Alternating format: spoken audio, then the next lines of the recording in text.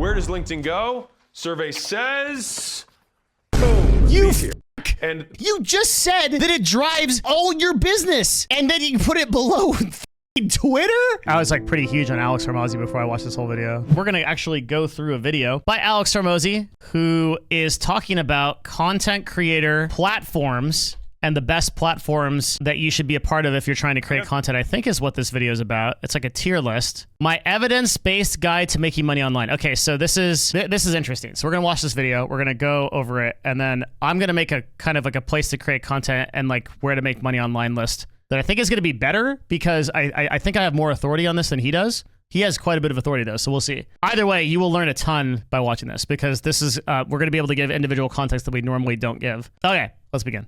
I've grown my brand to over 10 million subscribers across all platforms. And in this video, I'm gonna break down by tier which of these platforms has the highest potential for making you money with my real up-to-date stats and where I'm investing for the next year. So let's start with TikTok. Very interested in this. So if we're gonna analyze platforms based on- And I'll probably be talking a lot, sorry, so this might take a really long time to go through. Money-making potential they have inside of them, then these are the stats that I care about.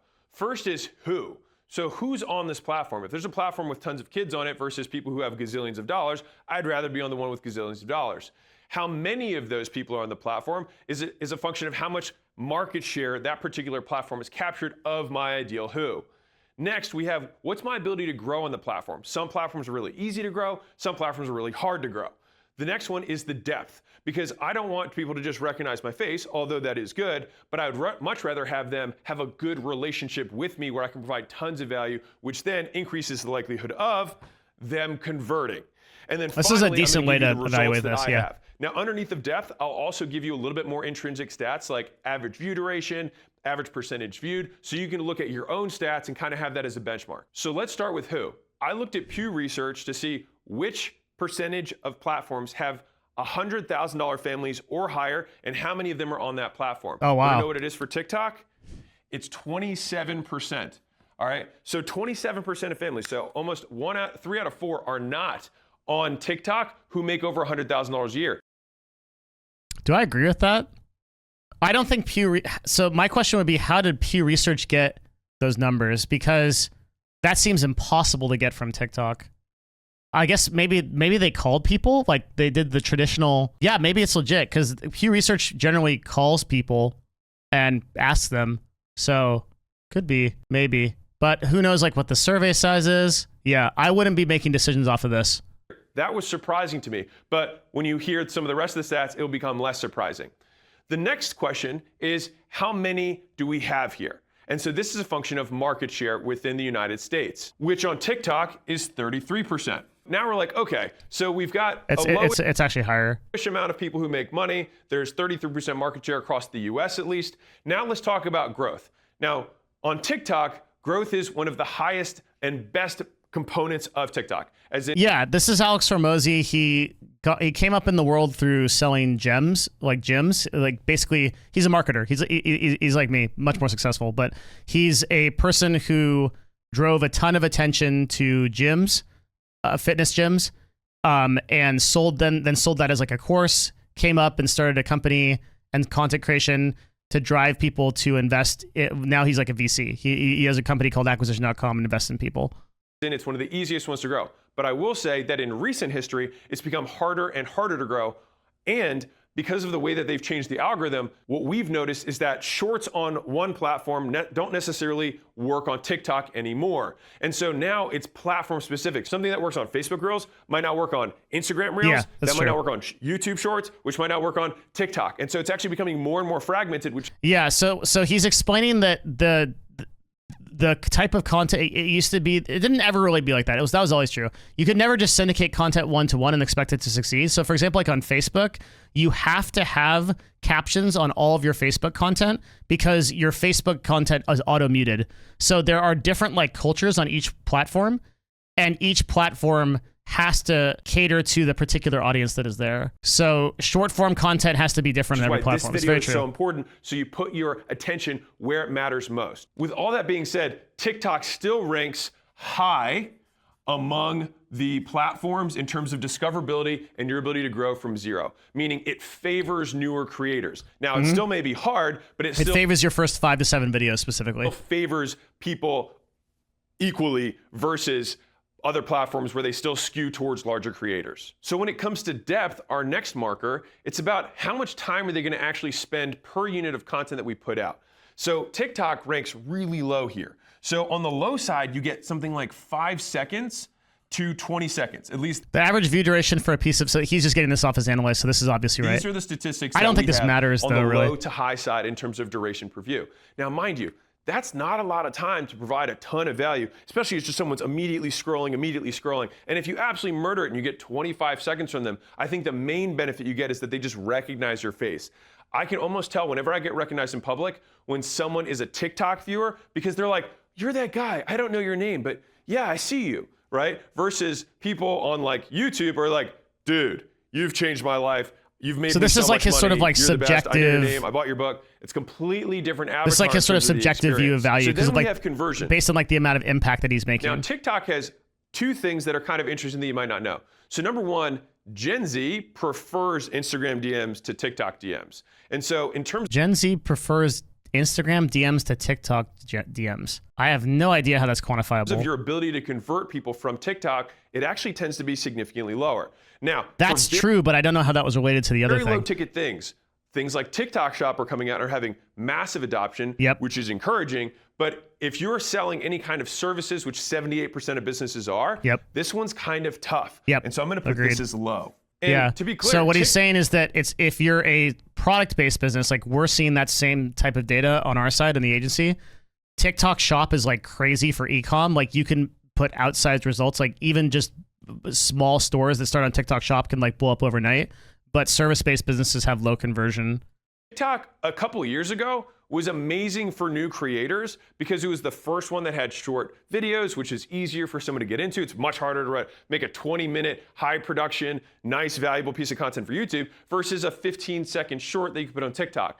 But then the other platforms caught on, and you got YouTube Shorts, Instagram Reels, the Facebook Reels, and all the other platforms that have short. LinkedIn has shorts now. Like, they're all over the place. And so let's get to the results. And this is where it gets really crazy. And so I have almost 900,000 followers on TikTok at the point of this video. And the amount of traffic that I get from my TikTok, despite being about a tenth of my follower count, is only 2.5% of all of the traffic that goes to my page, which I've tracked on our CRM. So what is he saying? Where is this traffic going? Where does he want this traffic to go? To websites? So I assume website is acquisition.com. And so it basically has 1/4 the effectiveness per unit compared to the other platforms. Yeah, so this is not magic, right?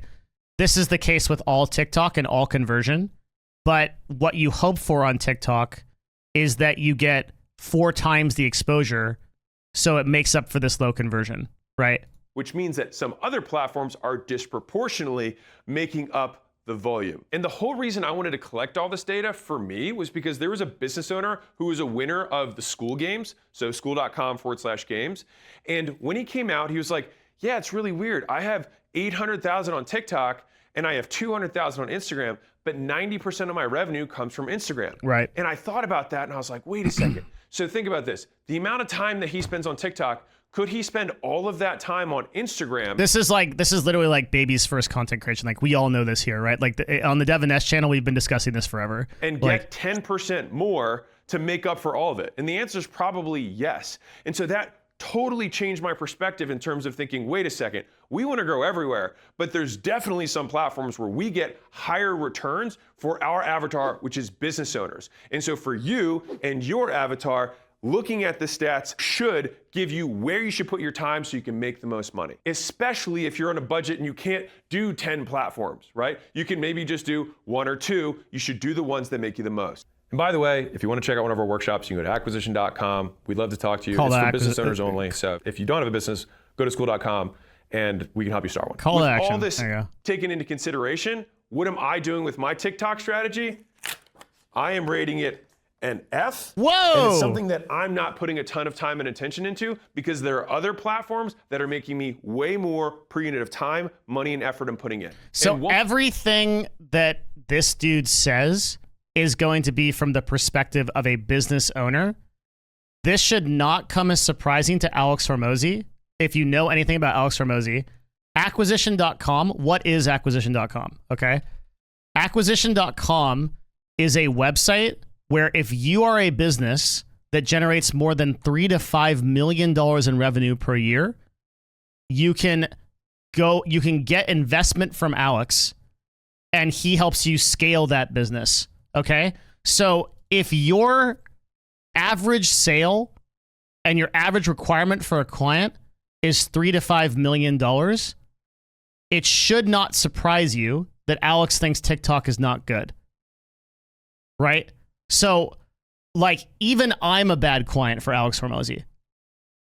So this should make a lot of sense here. Like, you shouldn't be looking at this from the perspective of like, oh, like this guy is not us. This dude is a multi-millionaire trying to get other multi-millionaires to sign up for his shit.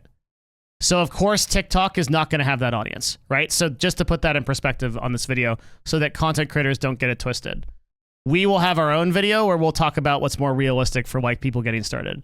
One more thing that I actually think this video is a little bit disingenuous in that sense because all of this is going to be from that perspective, but literally the number of people that can relate to this dude is like 5 people watching this video. Team just told me about TikTok real quick is that the average session length of someone going from TikTok to acquisition.com, my website, is 8 seconds. Ha!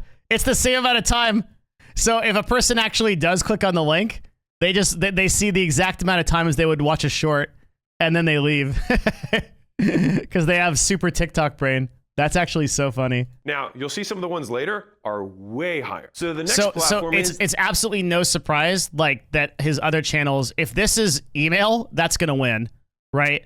He's going to have outsized results on YouTube. He's going to have outsized results on LinkedIn. I'm spoiling the video, sorry. Which if you're watching this on YouTube, then this is for you. So we're going to cover the same metrics as before, and we're going to start with who? What percentage of families over 100K are here? Survey says 89%. So take that in consideration. Okay, that is a super, super hard statistic to compare against TikTok because every single household in America watches YouTube, right?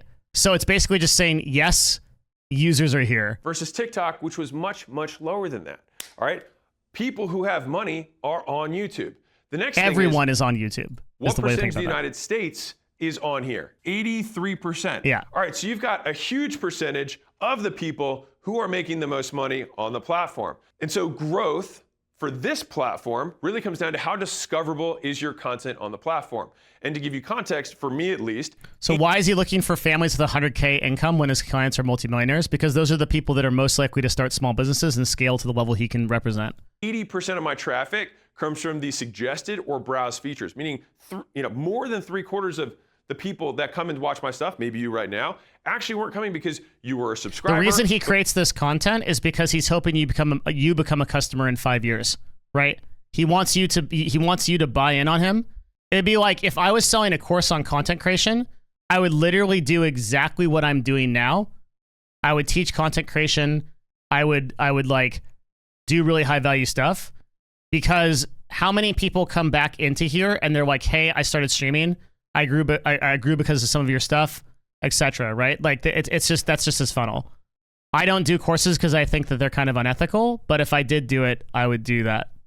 It's a pretty straightforward like way to market, right? So the idea would be like, I'm trying to train you to become a content creator so that you come back 5 years from now when you've built your YouTube and your Twitch and you buy my course or you invest in my stuff, right? Same thing for him, but with small business. But because the algorithm said you might like this video. And so for me, I rate this as high. Now, the next question is, okay, so we've got the right people. We can grow on this platform. These are all pluses. So the next thing is, well, how much time are these people actually spending with you so you can really provide value? Well, for us, our average view duration per video across all channels is over 8.5 minutes. All right. It's pretty bad. His videos are really long. So I'm surprised that's actually that low. Like, look, this video is 3.5 hours, 20 minutes, 45 minutes, 40 minutes, 42 minutes. That's abysmal for his duration. All right, so it's 8.5 minutes. Now compare that to the 5 to 20 seconds that we're getting on TikTok. I mean, we're talking 20. Lots of questions on why courses are unethical. The vast majority of people that buy a course are buying it on the hope that you can deliver something that really is something that they need to achieve through their own self-discipline and hard work. Out of all of the people that buy a course, only 10% of people get past the first rung of it, whether it be like the first episode or first video. So if I'm going to sell a course, I'm going to sell something that basically takes your money knowing that you're not going to succeed. And that doesn't sit right with me. That isn't unethical. You're saying college is unethical then? I think college is incredibly unethical for the exact same reason. College is literally taking your money to promise you a better result they can't deliver. So yes, I am saying that. 20 times. I didn't do the math, but it's a lot. A lot more time is spent here versus others. And so this allows you to develop a more realistic, a deeper, realer relationship with your audience because you can actually give them value that they can do stuff with. If we want to do a quick apples to apples with TikTok, obviously YouTube has YouTube Shorts. So let me tell you something interesting about this. It outperforms the average TikTok. YouTube Short that we have has a 33-second average view duration. Remember 5 to 20 on TikTok? We're more than twice that over here on YouTube. I'm seeing the same results here on YouTube Shorts that he just saw on a macro level because like Alex is really only using his own channel as examples, right? But I can use hundreds and hundreds of channels based on our data. But despite that, I don't know why this happens. I think it's because TikTok started with a shorter view duration and YouTube users are coming off of watching VOD content, so they have a better culture around viewing for longer. I think that's why that's happening, but I don't actually know.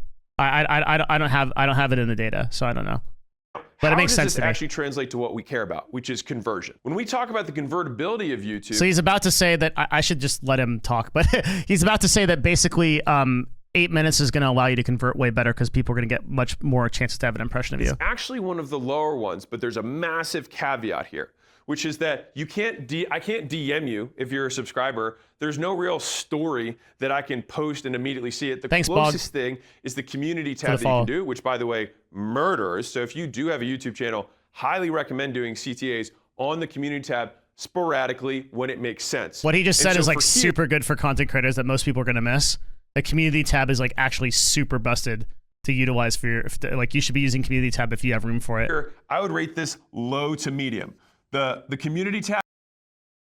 Most things being sold aren't guaranteed. Is the guarantee of success necessary to be ethical? No, the promise of success in the absence of it is unethical, in my opinion. You can run a course. It's not illegal. It's just something I don't choose to do. I don't want to promise you that you're going to become a successful Twitch streamer when I know that 1 in 15,000 people click the start streaming button and earn income. So that's all there is to it. Like, right? Like you make your choices in life. I could have made hundreds of thousands of dollars selling courses to you guys and people would have bought the shit out of them. I'm the #1 authority on Twitch on content creation. There's no one even close. So I know what I could get away with. I just don't want to do it. Doesn't make me feel good. So I don't do it. Up a little bit, but by and large, it's very hard for people to immediately convert. They basically have to click a link somewhere else. And if you put it in the video, it does kill your view duration. So it's like, if you're going to say something, you just got to make it short, make sure that it's not too big of an ask from the audience. And then you can put links in the description, which by the way, if you look at our description, you can just look, you want to put it above the fold. So you want to have to be the first thing that somebody sees before they even click see more. This is insane value right now for people that don't know this. Pro tip. Put the first comment that you have in the comment section, just pin that comment. So that gives you 2 different places. Yeah, and I need to do that too. Fuck, I'm too lazy. I never pin that comment. Let me take that down. Me fucking taking notes on Alex. Yeah, if I pinned Patreon, it would be so much better. Third inside the video where you can drive traffic. This is just something that I've learned over time. I don't know how to feel as a heavy course consumer now. You shouldn't feel unethical for taking a course. I talk a ton about, I take courses. I'm in a course right now. I'm in Jeremy's YouTube course, and that course I think costs like north of like $800. My problem is that the course culture is such that they are trying to sell you a dream that you can't reach. But if you're in a high value course, like high value paid content is some of the best ways to grow your expertise and make more money. Like, for example, the mastermind that we have on our Patreon, where you can come every Saturday and talk to me directly about your business, is like insane value. There's so many people in that have like scaled their businesses thousands and thousands of dollars more, and it's only 25 bucks. I don't have the pinned comment in most of the places, but all of my YouTube videos should have the Patreon call to action. Pretty sure it does. So like you just click on a random one. Yeah, it just links the Patreon first thing. How much value do you think that you can provide to international businesses? Do you think that these media strategies work worldwide? Me individually, I don't want to like, I guess, toot my own horn as the people say, but like I'm literally one of the prevalent like authorities on advertising and marketing on earth, right? Like we run hundreds of thousands of dollars of ad budget in my agency. We have like an enormous amount of proprietary data, and I have like 10 years of doing content creation and building businesses off of it. So like there's very few people I think that can compete with me one-to-one on this subject. Very, very few. And by the way, it's for that reason, going back to the course argument, I don't want to release some lame 10 video thing that promises to teach you to be a successful Twitch content creator when I know that that's not a promise I can deliver on. And so I'm not gonna, I don't like the idea of like being predatory towards consumers. Like I think even my Patreon was like, if you think about my Patreon is $5 for 200 videos that are like 30 minutes long. Like it's insanely worth it. And even that, I had some like sort of personal problems with like charging. I'm much more of a fan of charging businesses like directly, so like B2B type of income. If possible, I don't want to monetize an audience. I don't like monetizing audiences. This is another reason why I respect Alex, is because it's very difficult to pay Alex for a product directly. You can sign up for one of his services like school or eventually be a part of his business, but you get a huge benefit from that. Did you see Alex's launch of $100 million leads? Yeah, but that program is an example of enormous value, right? Like he sold that for like $1, right? And like I aspire to be more like an Alex Hormozi than I do like a Ty Lopez. That would be where I would say, you know. But still, that's a lot of effort, and it's not like, hey, respond to my Instagram story, foreshadowing. And we can start a conversation immediately on the platform. And to give context on this little community post thing I was saying, my community posts over the last 30 days had 2.5 million impressions. And to put that in context, that's an insane, God, I need to do community posts. Community posts over the last 30 days had 2.5 million impressions. 2.5 million impressions just on community posts. What's he doing for these? He's just fucking copying and pasting his tweets. This is just him shaking hands with a tweet. 12,000. 144. What? Who's commenting on this? Fuck me, dude. I don't. Like, all right, here we go. Okay, here's what I'm gonna put in my community post. 25. Take action now. Don't wait until tomorrow. Tomorrow won't wait for you. Today won't wait for you. Oh, it's so motivational. I'm gonna get like 3,000 unsubs if I do this. The people are gonna be like, this is the dumbest thing I've ever seen. It's so beautiful. I love it. I love it so much. It's actually so good. I'm going to get so many unsubscribed. You guys are killing my YouTube channel. Dude, actually, low-key, that's kind of a badass quote. Actually. So he got 2.6 million impressions, but he only got 1,000 subscribers from it. Oh, I wonder if he's going to talk about that. That's interesting because, so he got a ton of impressions off his YouTube community, but he didn't get shit for subscribers. Like, for a guy that has, how many subs does this guy have? 2.78 million subscribers? That is nothing. That's actually really interesting. No, I think it does get served. Well, then what's the purpose of doing community posts if just more impressions, like more feedback on your content? Because he did gain subscribers off of this post. Yeah, exactly. Ali said it on Twitch. If it didn't get served to the other community, he wouldn't have gotten these subs. But these subs are, this is total dog shit.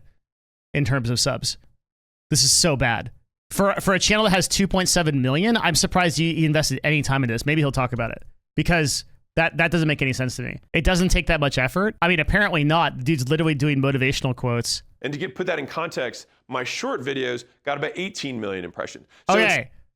He got 20,000. This doesn't seem right. Oh, wait. This is a month. Okay, he got 20,000 subscribers. We made it 2 extra seconds in the video, guys. He got 20 million impressions, but he got 20,000 subscribers off of this. So in a month, he got 1.2K subscribers. 28 days. That's not bad. It's actually really bad for him. It's bad for him. Okay. And to put that in context, my short videos got about 18 million impressions. So it's not nothing. It is relatively significant, especially when you can load it with some sort of call to action in there. But no matter what, you pretty much have to take people off the platform in order to converse with them and potentially convert them. Now, let's talk about results, because all of this stuff is conjecture. Let's get to the brass tacks, which is, here's the crazy thing. Drum roll. 28.6% of our traffic comes from YouTube. All right, so a massive amount. I don't know why. There's another I'm like such a React streamer. I'm like, whoa, like I automatically react, but of course I know that. Yeah, like there's absolutely no surprise that a huge amount of traffic comes from YouTube. All we do is talk on the stream about how good YouTube CTAs are. Okay. Yeah, that I want to put on top of this. Our YouTube traffic converts at 3 to 4 times every other platform. This is like amazing to him. It's like this is like, I feel like I'm watching a caveman discover fire, and he's like, "Whoa, whoa, whoa." like yeah, literally. Like, how many times have I said this? So often. These clicks that go here are worth a ton, and so the actual percentage of the contacts that we create, people who want to become portfolio companies, business owners that want to scale and go to acquisition.com, almost 60% of those contacts actually come from YouTube originally. And remember that little 8-second I should listen to that again. Hang on. Sorry. That's probably important. Go to important. acquisition.com. Almost 60% of those contacts actually come from YouTube originally. Yeah, okay. And remember that little 8-second average that TikTok gave us in terms of how long people even spend on the page? Want to guess what it is for YouTube? It's 91 seconds. Yeah. It's a minute and a half. So we're talking 10x the amount of time that people are actually spending on page. All right, so you're taking somebody who has high intention, that you've delivered value to, they actually remember your name, and you can actually start a meaningful conversation to help them in a more deep way via commerce, selling stuff, whatever. So one of the things that actually got me on YouTube originally, one of the last pieces of content that I consumed before I was like, you know what, I'm gonna start creating, was I heard this guy who had a 20-something question application, and he was on a podcast, and he said, Very rich I get about caveman. 3,000 applications a month. And I looked at his YouTube channel, and he had like 300,000 subscribers. And I was like, holy cow. Because at this point, all I had done was paid ads. And so I was like, 3,000 inbound warm applications. I was like, my God, if I had that kind of volume, I'd be able to do so much with that. And so when I saw what you're seeing is like a business person realize that content creation is powerful in real time, and normally you see the opposite, right? 300,000, and I saw you see like it's content creators that should realize that business is powerful in real time. all that translated into 3,000 applications a month. I was like, there's something here. Yeah. I'm gonna try and figure it out. And so if you are getting started, listen, I have a massive team, but it didn't start that way. Hey, look, it's me, Smile. So I had one guy who I stayed committed to. Alex Hormozi, by the way, he spends $40,000 a month on all of his content platforms. Like, to get the amount, I think he's releasing like 300 pieces of content every month. And to get that, he's spending $40,000. He's also, that also includes his wife though. 3 videos a week. Also does all this this shit. The shit. very earliest videos on my channel, it's me with a webcam at my desk, just talking about business stuff as it came up throughout the day.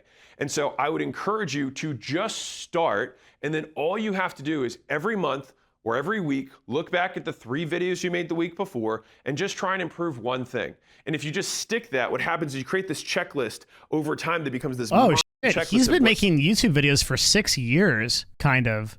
Really 4 years. That's crazy. And this was about the State of the Union. So like he's actually experimented with content for like a long time. And you can see like he didn't like know what he was doing and stuff. That's really interesting. I didn't know he was that old. Ultimately creates an exceptional video. That he does performs. 450 a week. I Yeah, there you remember go. when I got so excited when we had my first 1,000-view video in 24 hours. And I was like, dude, can you believe, like there's gonna be a time where we're gonna get 10,000 views in a day. And now we do 100,000 views in our first day. And so the levels just keep going and going and going as you grow in skill. And if you're He has so little views generally on YouTube. Why is that? I'm gonna sidetrack for a second, but I think this is a really important concept, okay? The idea that of views being a metric for success is really, really toxic and bad for business owners and content creators. Alex only had 200,000 views on this video. And sure, there's people that are on YouTube that are getting millions of views, but not all views are created equal. If Alex converts even a single client off of this video for acquisition.com, he can be up many, many millions of dollars in investing equity in a business, right? So if your cost per acquisition of customer is just getting them into your content and the amount they can pay you is very high. For example, like the DevinNash channel, right, is extremely niche type of content and generally gets between like 10 and 50,000 views. But if one person is like, oh, this guy clearly understands branding and my average deal value is $1.3 million in ad spend per year and my average length of customers is 2 years with a 1-year auto renewal. That's why you shouldn't care about views on YouTube. Like content creators have it wrong that they think that like because the only way they think about monetizing is through ads. But ads are the weakest way to monetize viewership. The best way to monetize viewership is any kind of product, any kind of service, or any kind of way to get those viewers to do something, right? That's the basics of funnel marketing. And like funnel marketing, this is like my favorite image ever. You draw an ice cream cone. And the problem is that all of the people that think that views are like the end all be all, they just live up here forever. And they never discover the magic of going deeper down into here where you can offer products, you can offer services, you can offer courses, you can offer info, you can offer Patreon, you can offer apparel, you can offer whatever, right? Partnerships, anything down here. But all of the content creators just stay up here. Like content creators generally have no business sense, so they think that views are the end all be all, but they're not. These are the two things I would obsess on. Number one is the thumbnail. One of my last 2 videos was no BS advice on how to get rich in 10 years. And we split test 9 different thumbnails. And so thing 1 is the thumbnail matters a lot. Thing 2 is the first 8 seconds of your video, you want to be done talking about what the video is going to be about and start. And this is something that when I see a beginner video, I watch and it's like 2 minutes before they actually start the video. It's not like 8-second hook, good thumbnail, good advice. Given your company, I'd say you're at the bottom of the funnel marketing cone. I mean, I just do this for fun, really. I don't think anybody here is my customer, but ideally, like my funnel is you like my stuff and then you go support me on Patreon. Yeah. Is there an exhaustive resource for this? I am the resource. Lost everyone. I'm the spy. And so you're going to lose most people in the first 30 seconds. And so you want to crush the intro so they know it's exactly what you promised in the thumbnail headline. And then you get to the meat as fast as possible. And this video right here, we did 8 different takes of the intro where I slowly worked from 30 seconds down to 8. And then that's what became the intro that you saw before seeing this moment right now. Yep. With all that being said, the YouTube gets the highest praise in the internet it's S tier ecosystem. Jesus. And gets the S tier ranking because this is where I'm doubling down and continuing to pour more and more resources because this is where I'm getting the best returns. Next up, we have the artist formerly known as Twitter, currently known as the X Factor. I am super curious on his take on X.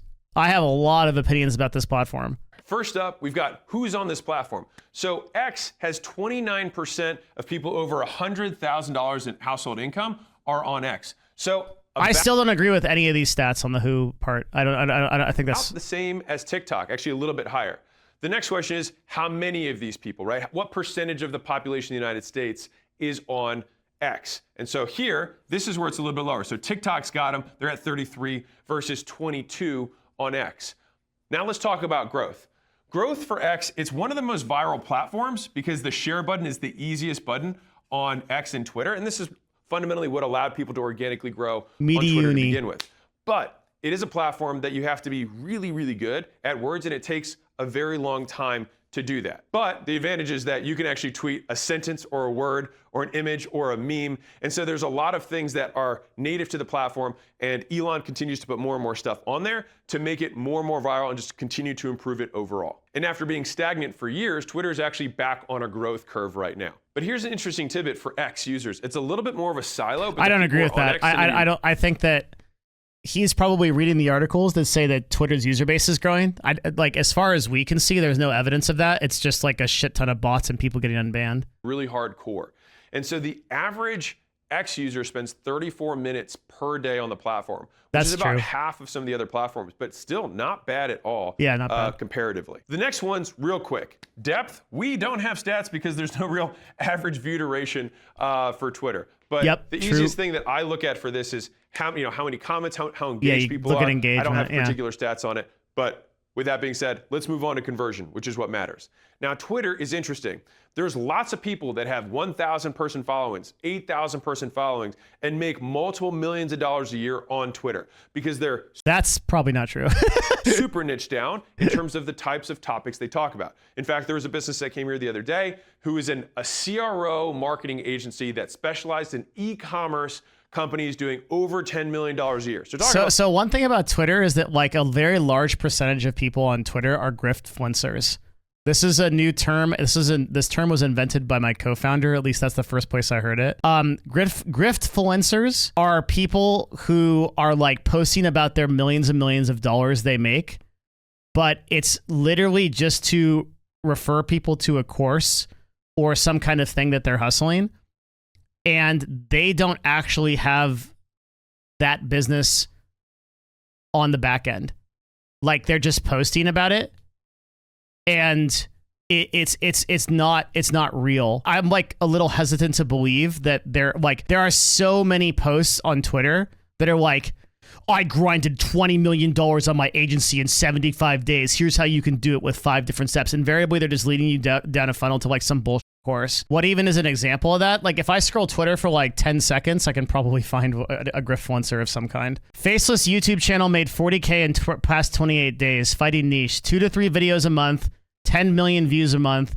These are monetizable since the video is mainly sparring footage. Pretty interesting idea, Endless amounts of people posting dumb shit like this, implying that like, oh, dude, it's so easy to make $40,000 a month off of a YouTube channel. This is what Alex doesn't see. Make a new YouTube channel. September, get monetized. Make your first 10K before December. I created a list of 200 faceless YouTube channels, plus AI tools. Normally $100, but today it's free. People charge $500, another guy. People charge thousands of dollars for this, but today I'm getting my 10K faceless YouTube channel.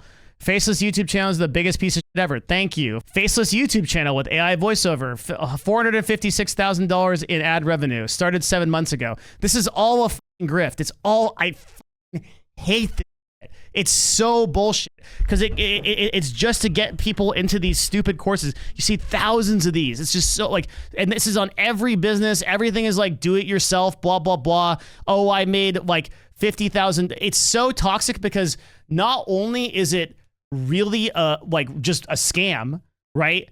But it also gets people who are legitimately on the grind, like my dumbass that's fucking uploading every day, and my shorts have made a grand total of $9 and I'm at a loss because I pay $15 per short. And I look at these kind of things and I'm like, wow, like I'm just gonna go shrivel up and die in a hole now because I clearly suck compared to these people. Because my brain, even though my brain knows these people are fake, I still compare myself because I'm still a caveman living in a cave intellectually from 150,000 years ago. And this is all over Twitter. So I don't, like he's like saying like, oh, I know several people.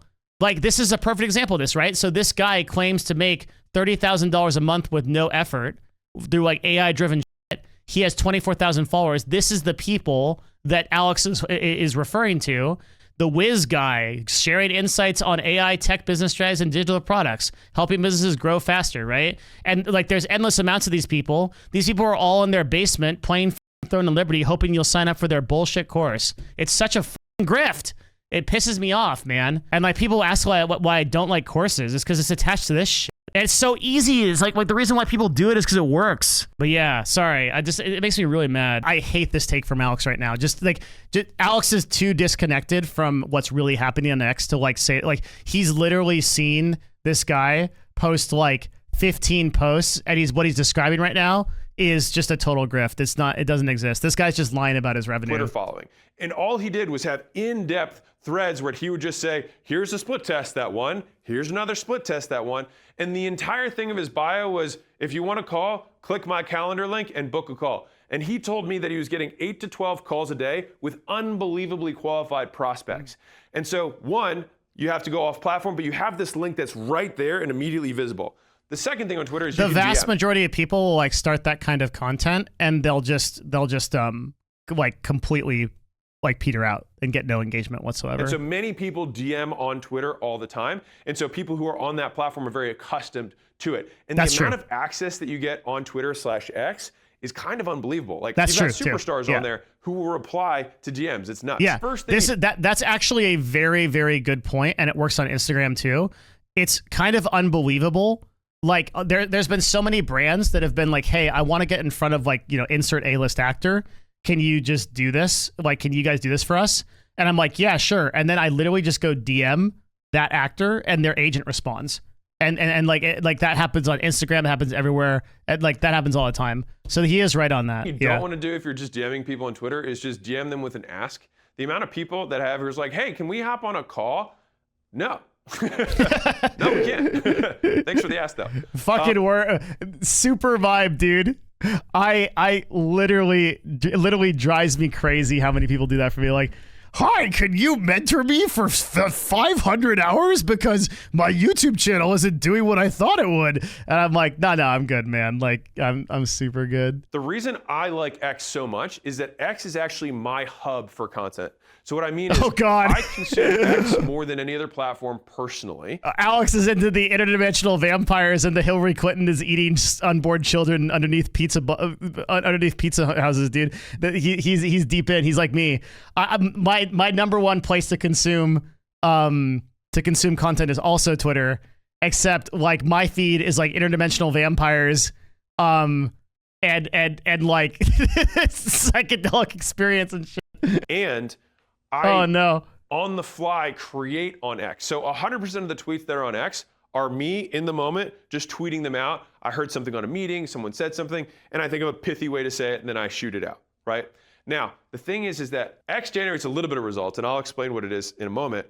But what it does do is it actually feeds all the other platforms, because the captions on my Instagram are tweets from here. Yeah, so this is his own individual strategy where he basically just uses all of the other platforms, and just Twitter is like his main thing. I can't tweet like this guy because like this kind of stuff is just like too cringe to me. I don't want to like, I can't like, I don't know. I just can't post something like this where it's like, it's not about the game. It's about how you play the game. DevinNash, subscribe for more. Like, I just can't do it. Like, it's just, it's too fucking cringy. I respect the hustle though. Like, he's fucking killing it. Good shit.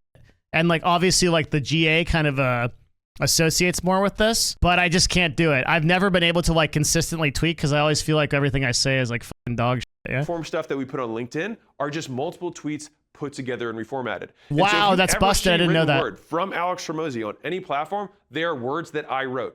I have no ghostwriters. I do have people who assemble the words that I have and then put them in a new order or group them together, but that's how I've been able to scale my voice without ever being like, oh, that's really cringe. So your ability to repurpose all the stuff you put on X is super high. Our percentage of traffic that we get to our site is 6.12%.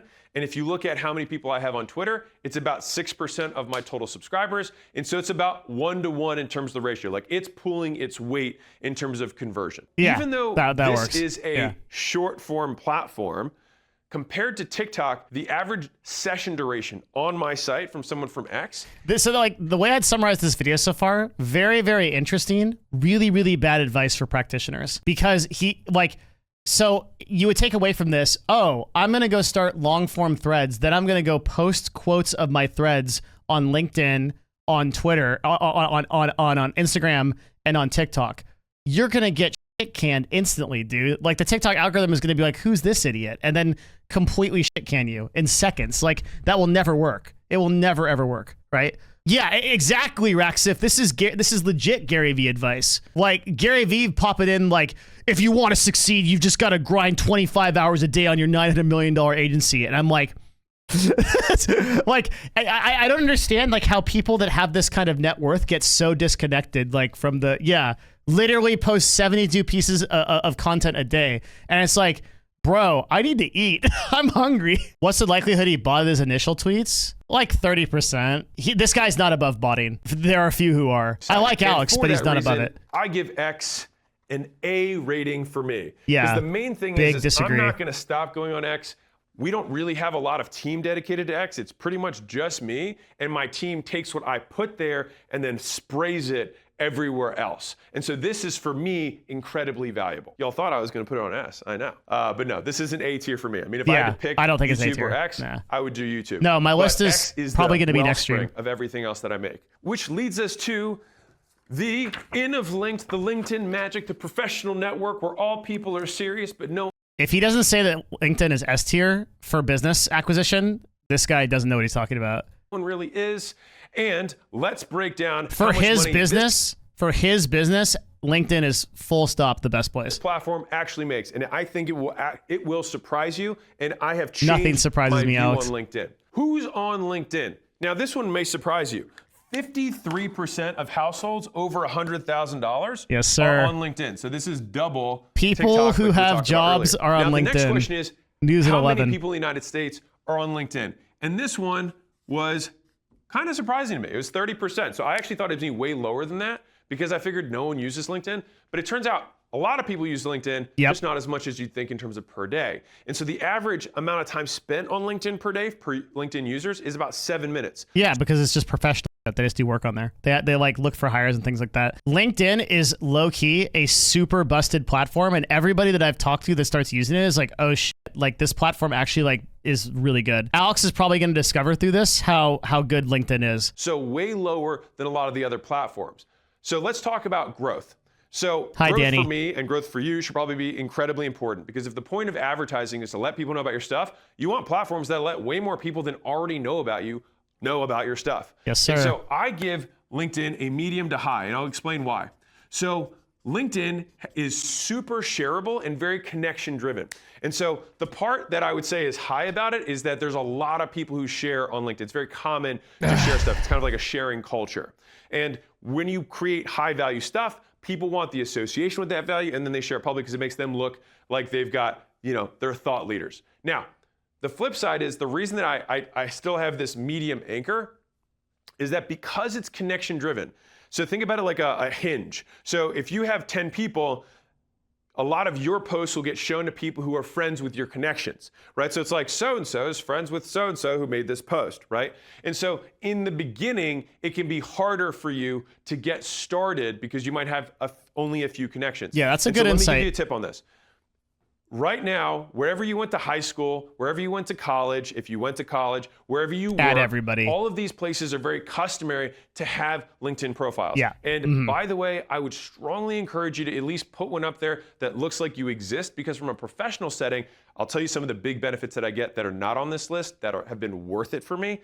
But you can get your first 500 connections. And the nice thing with LinkedIn is they just say 500 plus. So it's not like you have to think like, oh my God, I need millions and millions of people. Like you max out your personal connections at 500. Yep. So it's you could do that with a high school class. Like it's not hard to get going. So let's talk about depth real quick. Because there's no average view duration, we have no real stats on that. So let's get on to the Everything you said about LinkedIn so far, I pretty much agree. drum roll of conversion. Now, LinkedIn, so think about like, TikTok is like a bomb or like a sprinkler, right? LinkedIn is like you've got a hose with a laser pointer on it and you can shoot whoever you want with it, all right? And so the conversion ability on LinkedIn is extremely high, all right? And I'm gonna talk about this in a couple different vectors. So number one is it's very high because there's a ton of sophisticated tools. LinkedIn is built for outbound, meaning you can get incredibly targeted with your searchability criteria for prospects. Yep. And so if you want to find hedge fund managers who are in this state and above this age, you can do that. And so LinkedIn has something called Sales Navigator that you can use. 40% of B2B marketers say that this is their primary channel for getting customers. So I am one of those 40%. I have used Sales Navigator. I talk about that a ton on my Patreon. It is very, very good. like, do not sleep on the ability. Now, mind you, this is incredible LinkedIn advice. ads, shaky. Some people make them work. LinkedIn also content, true. This guy, overall, will help he you convert really knows his shit on LinkedIn for some reason. when you do DMs, but this is an outbound monster. Yes, sir. All right, and relative to the following count that you have on LinkedIn, your ability to make money is probably the highest. Yep. So you can have the tiniest following and make the most money on LinkedIn because of how targeted you can be with your outreach and how easy it is to message someone who engages with your content. And before I move on to results, I want to give you a little hack here for the growth. I do. I have a 3-part series on my Patreon on exactly how to outreach clients, including like outbound templates and everything. Yeah, it's there. The biggest growth methods right now on LinkedIn is getting large accounts to comment on your stuff. Yep. And so if a large account comments on your thing, it gets shown to all He must use LinkedIn personally. He has like way more context on this platform than he did the other two. of their following. And so it's a massive leverage point. Like think about a comment almost as a collab. And so you want to do whatever you Subscribe. If you subscribe at the $5 tier, you unlock supporter chat in the Discord. If you go to the Discord and you just ask the supporter chat, they'll pull up the video for you. The problem is the Patreon right now is not organized into collections, so you'll have to scroll down to find it. But I will organize it into collections in the next like week or two. I have to do it myself, and so it's been a little bit lower on the tier list rather than like doing all the tech updates and stream updates we have to do for this. But it should be this week that I do to attract those bigger accounts. And I'll tell you an easy hack for this. Write about them. Talk about how great this person is or how great a particular piece of content they made is. Like actually write something significant, and you have a high likelihood that they will say like, hey, thanks, or this was awesome. And the longer their response is, the more engagement draws to you. Like there was a guy that made a comment, made a post the other day, and I commented on it. And he had a small-ish following. And that post got, I think, like 50 times. Everything he's saying for LinkedIn is like killer. This is like the meat value of the video right now. This is so good. So many people sleep on LinkedIn. So many people. And comments after that, because I have a large following on LinkedIn. And so he got to leverage basically the entirety of my audience by just making a piece of content that I found relevant. So drum roll for the results, and this will surprise you. Over 9% plus of my traffic to my site comes from LinkedIn. And the average session duration of these people is over 40 seconds. All right, so it's higher than every other platform. Yes, sir. Besides YouTube. Of course, because they're all professionals. Yeah. Really strong intent from these people. Now, let me give you the 1,000 IQ move that is the reason that I like LinkedIn a lot. So for me, we have a portfolio of companies at acquisition.com. Right now, it's just under 10 companies that do over $250 million a year in revenue. And so we constantly are recruiting high-level talent for our portfolio companies and for our holding company at acquisition. And so the biggest unspoken ROI that I get from LinkedIn and that Layla gets from LinkedIn is that our DMs are about recruiting. So we can go directly headhunt some of the best people in the world. And because we have followings, because they can look. Bro, you cannot convince me that the Hawk Tuah girl is not a Illuminati plant. I like my cheese drippy, bro. I like my cheese drippy, bro. That's so good. Let's start the podcast. You can't do it. A lunchy collab. This podcast got to number 3 on the top podcasts in like 5 seconds. This is some Owl God shit. This is some Bohemian Grove shit. What is it even about? How do you get to number 3 in the nation with 5 episodes? The podcast was produced by Logan Paul. Is that true? How did she get in with what's his talent agency? Whoa. WME, of course. I was going to say it's WME or CAA. WME and CAA are the Illuminati. If I talk any more about this, I'm going to get a hit squad sent out to me. The person on this plane is not real. Look at the stuff we put out there. The response rates that we get are higher than any other platform for talent. And so if you want to get really amazing people, LinkedIn is going to be the big lever that you can use to grow your business by just getting the smartest people on your team. So with all that being said, we've got a lot of people with money. We've got decent growth. We've got LinkedIn high is conversion good. ability, high intent. And just to give you context on this 9%, it's about Alex! twice its weight based on the percentage of followers that I have on LinkedIn. So we get way more per follower than like TikTok, where I get 1/4 the amount of followers that actually translate into results. Put it up. So where does LinkedIn go? Survey says, boom, You here. And the main reason here is that I don't think that it can generate as much. You think LinkedIn is? You just said that it drives fucking all your business, and then you put it below Twitter? Delusion. What do you mean? For me, but it is like, I would put it like almost between the two, but in terms of where I'm putting my actual resources, we use a lot of my X content on LinkedIn, and it's worked exceptionally well. Madman. And so we're probably like, I'm basically continuing to invest the same amount that I have been investing in LinkedIn. This tier list is Next up, dog. we've got Graham, the myth, the legend, Instagram itself, champion of children, father to the fatherless, and moneymaker to people who shake their booties. So that being said, I'm a B2B guy. I service business owners. So how does Instagram measure up for me? Again, the results may surprise you like they did for me. So, number one. He what percentage literally of people just spent like 10 minutes saying how awesome LinkedIn was. Yeah, actually, Forzins, that's why. Because he was like, he doesn't want people to use it, probably. That's probably what happened. I would do the same thing. over 100K are on here? 54%. All right, so a really monster percentage. The second highest. That we've had again, so just far ignore the who across thing, because all it's just like, yeah, platforms. people that use Instagram. Only second to YouTube. Next, how many people in the United States are on Zigram? All right, which is All of them. 47%. It's way Again, more. second Really? 47%? Do you believe that? They're like 60, 70%, I think. I don't really know, but do you think 1 in 2 people only are on LinkedIn? Instagram? Feels like it'd be more. Huh. Highest that we've come to so far. So pretty promising up top. Now let's talk about growth. Growth, because of the advent of Reels, right now is high. All right. You can, if you are formatting your stuff correctly, get viral growth, and they're putting more and more to try and favor new creators. So if you look at So he's talking about Reels on October 2nd in 2024. Mosseri, high. Now let's talk about, you can, if you are formatting your stuff correctly, get viral growth, and they're putting more and more to try and favor new creators. You think so?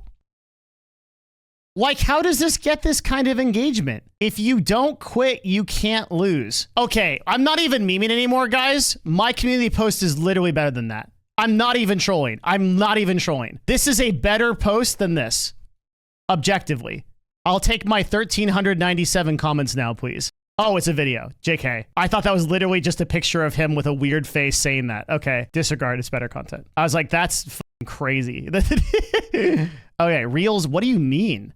What is a reel? How does this work? How is this any different from a video post? You're sleeping on Instagram? No, I might be. I mean, that's why, like, I'm always open to like new stuff. I could very well be sleeping on Instagram.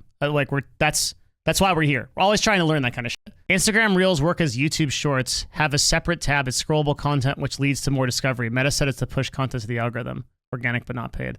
Thank you. That's a good answer. Can you decide where to post them? So like, can you post as a reel or as a post? Yes. Okay. So Let's if see you what look he at says. a guy named Mosseri, he's the head of Instagram. I'd recommend following him. No association. He just has a lot of stuff like from the horse's mouth of what they're doing in the algorithm, what they want to favor. And I'll tell you a fun fact that he shared with me personally. Not really. It was on his Instagram. Is that a lot of people think that Instagram's favoring video.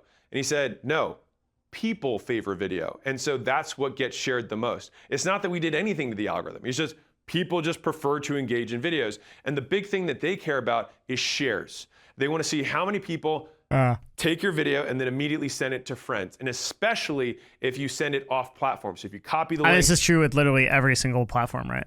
And then text it, that's what gets more people to Instagram. That's the holy grail of what they want. For the bad news. So the depth on Instagram is lower. Now, it's not as low as TikTok, but for us, it's 12 to 20%. 12 to 20 seconds. Now, I'm gonna give you a little bit of context on this number. So I personally tend to do a lot of tweet reels. And my tweet reels are like 3 seconds or 5 seconds long. So no one can even watch longer than that. And so that skews my data lower. And so if we wanted to take the time to like look at every single video that's not a tweet reel and then parse the data out, we could probably figure it out. But I'll bet you that it's significantly higher than this based on some of these down funnel metrics. So people see the tweet reels, they share them. That's how some of my growth comes. The thing is, like, for a lot of these content creators, I don't understand what they're trying to do by diversifying to a platform like Instagram. Like, what do you want those users to do? Watch your Twitch stream? Subscribe to your YouTube? Like, what's the point? Depth for me. For a guy like this with a call to action to acquisition.com, it makes sense, but. Comes from alternating between these kind of higher top of funnel, if you will, tweet-based videos versus the kind of in-depth me talking to a business owner, me at a Q&A or whatever. This is something that we learned the hard way. So Instagram is unlike TikTok in terms of the fact that they penalize you for posting too much. And so we've tried you know, 8 a day, 6 a day, 4 a day. And so we found our sweet spot at 2 sessions per day. So one in the morning. YouTube does this as well, which he didn't mention, that YouTube has the three rule after penalization. I didn't know anything about that. I didn't know that Instagram penalizes more posts, but it makes sense. Morning, one in the evening. That's probably why Gary fell off, actually. We kind of spread them out. Because his main platform was Instagram, but he was posting like 92 pieces of content a day. And like most platforms these days, I have some kind of limit on that now. Now, TikTok, for example, we post way more frequently. And as you see, I'm going to be... What's YouTube's rule? 3 types of things of any kind. So 1 short, 1 community post, 1 long form, 3 shorts, 3 videos or whatever. After that, it doesn't get served to anybody. Divesting some of my attention there. But you don't get penalized. Same as X. You don't get penalized for tweeting more. You don't get penalized for posting more TikToks at the moment. And so for us, we really spend more time curating the 1 to 2 things that we put out per day on here because they're the only shots we've got. So let's talk about your ability to convert your audience on Instagram. So this one, I would say, 3 every 24 honestly, hours, is probably only second to LinkedIn in terms of your convertibility. LinkedIn has other things that make it worse than Instagram, some of the other stats I shared. But in terms of your ability to convert on Instagram, it's so good. So the only thing you can't do is get laser targeted the way you can with Sales Navigator. Whoa. But what you can do is you've got stories where you can do CTAs, you can do swipe ups, people can click links. You can link it with tools like ManyChat, where if someone DMs you a certain word or comments a certain word, it begins the conversation with them. And so you can do all of your commerce directly on Instagram. They also have Instagram Shop. Like they have really, and they're continuing to invest in this to make this such a high converting platform. And the story that I told at the very beginning, a guy who had 800,000 on TikTok and 200,000 on Instagram, and was getting 90% of his revenue from Instagram. I was like, I need to make a video on this because I need to look at our data to see if we need to reallocate our own resources to make the most money. And so here's a really important point with conversion. A lot of people chase views. And so like if you go up to strangers on the street and slap them and run away, you're gonna get a ton of views because it's crazy viral stuff. But you're not gonna get the right types of views from the right who. True on every platform. How to sell, how to slap strangers in public and not get hit back. Right? But unless that's what you sell, that's probably going to be relevant content for you. And so if you're an educator, you're a business owner, which most of us are educators, not entertainers, then what you're going to want to make sure that you're making your content is about the stuff you sell and about the problems that your avatar or ideal avatar suffers from and how you can help solve them. I think TikTok does that better overall. I think TikTok is just straight up better. Like straight up better for what he just said. All right, and so there's a nutritional if you're a business owner and you want to post content about your product and about your solution, TikTok's just better at getting that audience for you than Instagram is. Who and it converts higher. Had 5,800 followers on Instagram. She's doing $1 million a year, and with a couple tweaks that I walked through with her, I think she'll do 3 to 5 million just from 5,800 followers. And her content. No way. Instagram. She's doing $1 million. I met who had 5,800 followers on Instagram. She's doing $1 million a year, and with a couple tweaks that I walked through with her, I think she'll do 3 to 5 million. There's no universe, I believe, what he just said. In fact, what he just said kind of lowers my trust in him as an individual. So for people that are just kind of like following along, he just said that a woman on Instagram that has 5,800 followers is making over $1 million a year off those followers. And then he just gave him a couple of tweaks, and now it's 3 to 5 million. That would put per customer value of that person, let's just say it's 3 million. The CAC is $517 per follower. I just literally don't buy it. There's no universe where that's true. It's not OnlyFans, guys. You guys are so crazy. How many OnlyFans creators do you guys think are making $3 to $5 million a year? You know how many OnlyFans creators there are out there showing their kitties for nothing? Like there's in every country. Yeah, there's like 5. It's like that's so much money. I don't believe him. I just straight up don't believe him. And like when he says something with that much authority and he's like so confident in something that I know is pretty much false, it worries me. He's talked about her example before. She does consulting from medical billing to doctors on how to code for higher insurance reimbursement. Okay, a doctor's average salary is $180K a year. For that's upper salary. So where is this? So assuming that every one of her followers is converting every year, 5,800 people, every single one is converting $500 per year. We're doing. There's no way, dog. There's no way. I just don't believe it. I actually don't believe it. No. There's no way. Unless I can see that business model. That I walked through with her, I think she'll do 3 to 5 million just from 5,800 followers. And her content, here's the crazy part. The highest piece of content that I could find when I scrolled had 19 likes. But she was making 10 Elderez, thank you very much for the sub, man. Super appreciate it. Thank you so much. sales a day on average for her $39 to $99 thing. And then she would manually email every person who bought the thing and say, hey, want to buy my more expensive thing? And she was doing almost $100,000 a month just from that simple system. And you know what her really niche was?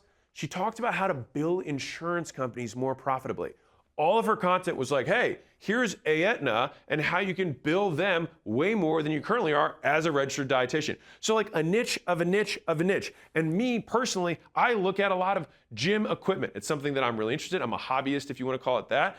And so a lot of metal fabricators, you might be surprised, are very terrible marketers. And so a lot of them have like 5 likes. I don't know, I should just get off this subject. It doesn't make sense to me, though. It doesn't make sense to me. Me, because that's what Instagram knows I love. If they put a new machine that I haven't seen, I'm clicking on it. And so I would encourage you, don't worry about the likes. Worry about who the likes are coming from. And one of the cool things with This is generally Instagram, good advice, because of though. all the different ways that you can convert on there, is that you can always be seen as giving and you can convert in private. And so you don't even need to make asks publicly. If you just say, hey, DM me this, or hey, I want to send you this thing, then you can start the conversation and you can do the commerce on the conversation rather than in public. So give in public, sell in private. And this enables you to do both. And this may be the stat that blows your mind the most. The amount of traffic that goes to my site from Instagram is 48%. 48% of my acquisition.com traffic comes from Instagram.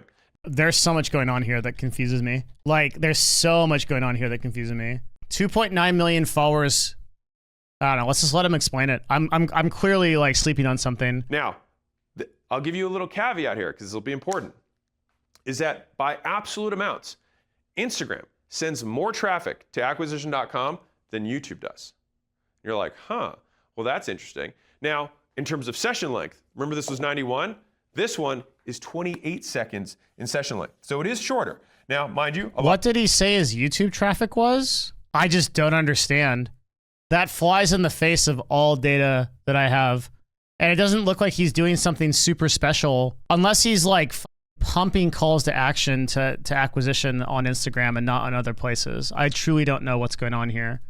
comes from Instagram. Now, I'll give you a little caveat here because this will be important, is that by absolute amounts, Instagram sends more traffic to acquisition.com than YouTube does. You're like, huh, well, that's interesting. Now, in terms of session length, remember this was 91? This one is 28 seconds in session length. So it is shorter. Now, mind you, a lot of the content here is shorter. So it kind of makes sense that people would follow their same kind of consumption pattern when they click over. And so here's the down fact about Instagram from this, is that when they go to my site, people on Instagram convert significantly less than the people on YouTube. That makes sense. They sense. convert about the same as the other platforms. TLDR, tons of traffic coming from Instagram, conversion about the same. And how do I get to his page from Instagram? What is the call to action here? If I'm on a reel and I click this, how do I get to acquisition.com from here? Is it literally just profile clicks? It's actually just this backlink. So these are people that are literally the only way is to go is for this bio link. And he's saying 48% of his traffic runs through his front page. This makes no sense to me. This is like some really crazy shit. That's actually insane. Makes no sense to me, man. You can do stories? Yeah, but he said stories are shit. He said he's not even doing any stories. All of his stuff is coming from, like, what about his posts? He has no calls to action in any of these. I don't get it. This is not the data I'm seeing. I rank the gram in, let's see if I don't tear this damn page off. There we go. I rank this as an S tier. Is it as an S tier? Is that what the Gen Z kids say these days? It is an S tier. It's the top guy. It's very good. I put both of these as my two top dogs that we're investing the same or more resources going into the next year. Maybe I'm sleeping on Instagram as an agency and I need to spend more money there. I think I'm going to redirect like 5% of my ad budget additionally to more Instagram tests. I have not seen these results. But like he's got the data and like he's driving the traffic, and like if it's driving traffic at that level, like it's really interesting. He has no reason to lie about this. I think he might be getting some data wrong, but it's interesting enough for me to test it. Just because I've really ignored Instagram as an advertising platform for a long time, I think throwing some ad budget at it would be healthy. Next up, we have... I'm literally sleeping on Instagram, like in the sense that like I've just like not really done any campaigns or advertising there in like 2 or 3 years, and we have the budget to run, so like I think we should try it. Book of Faces. It's not so much him convincing me, I guess. It's just like me just kind of thinking about, oh, like maybe there's something to it. Smith himself, Smash Yeah, of course I'll tell you how it goes. Yeah. Book original. This one is actually one that I've changed my mind on.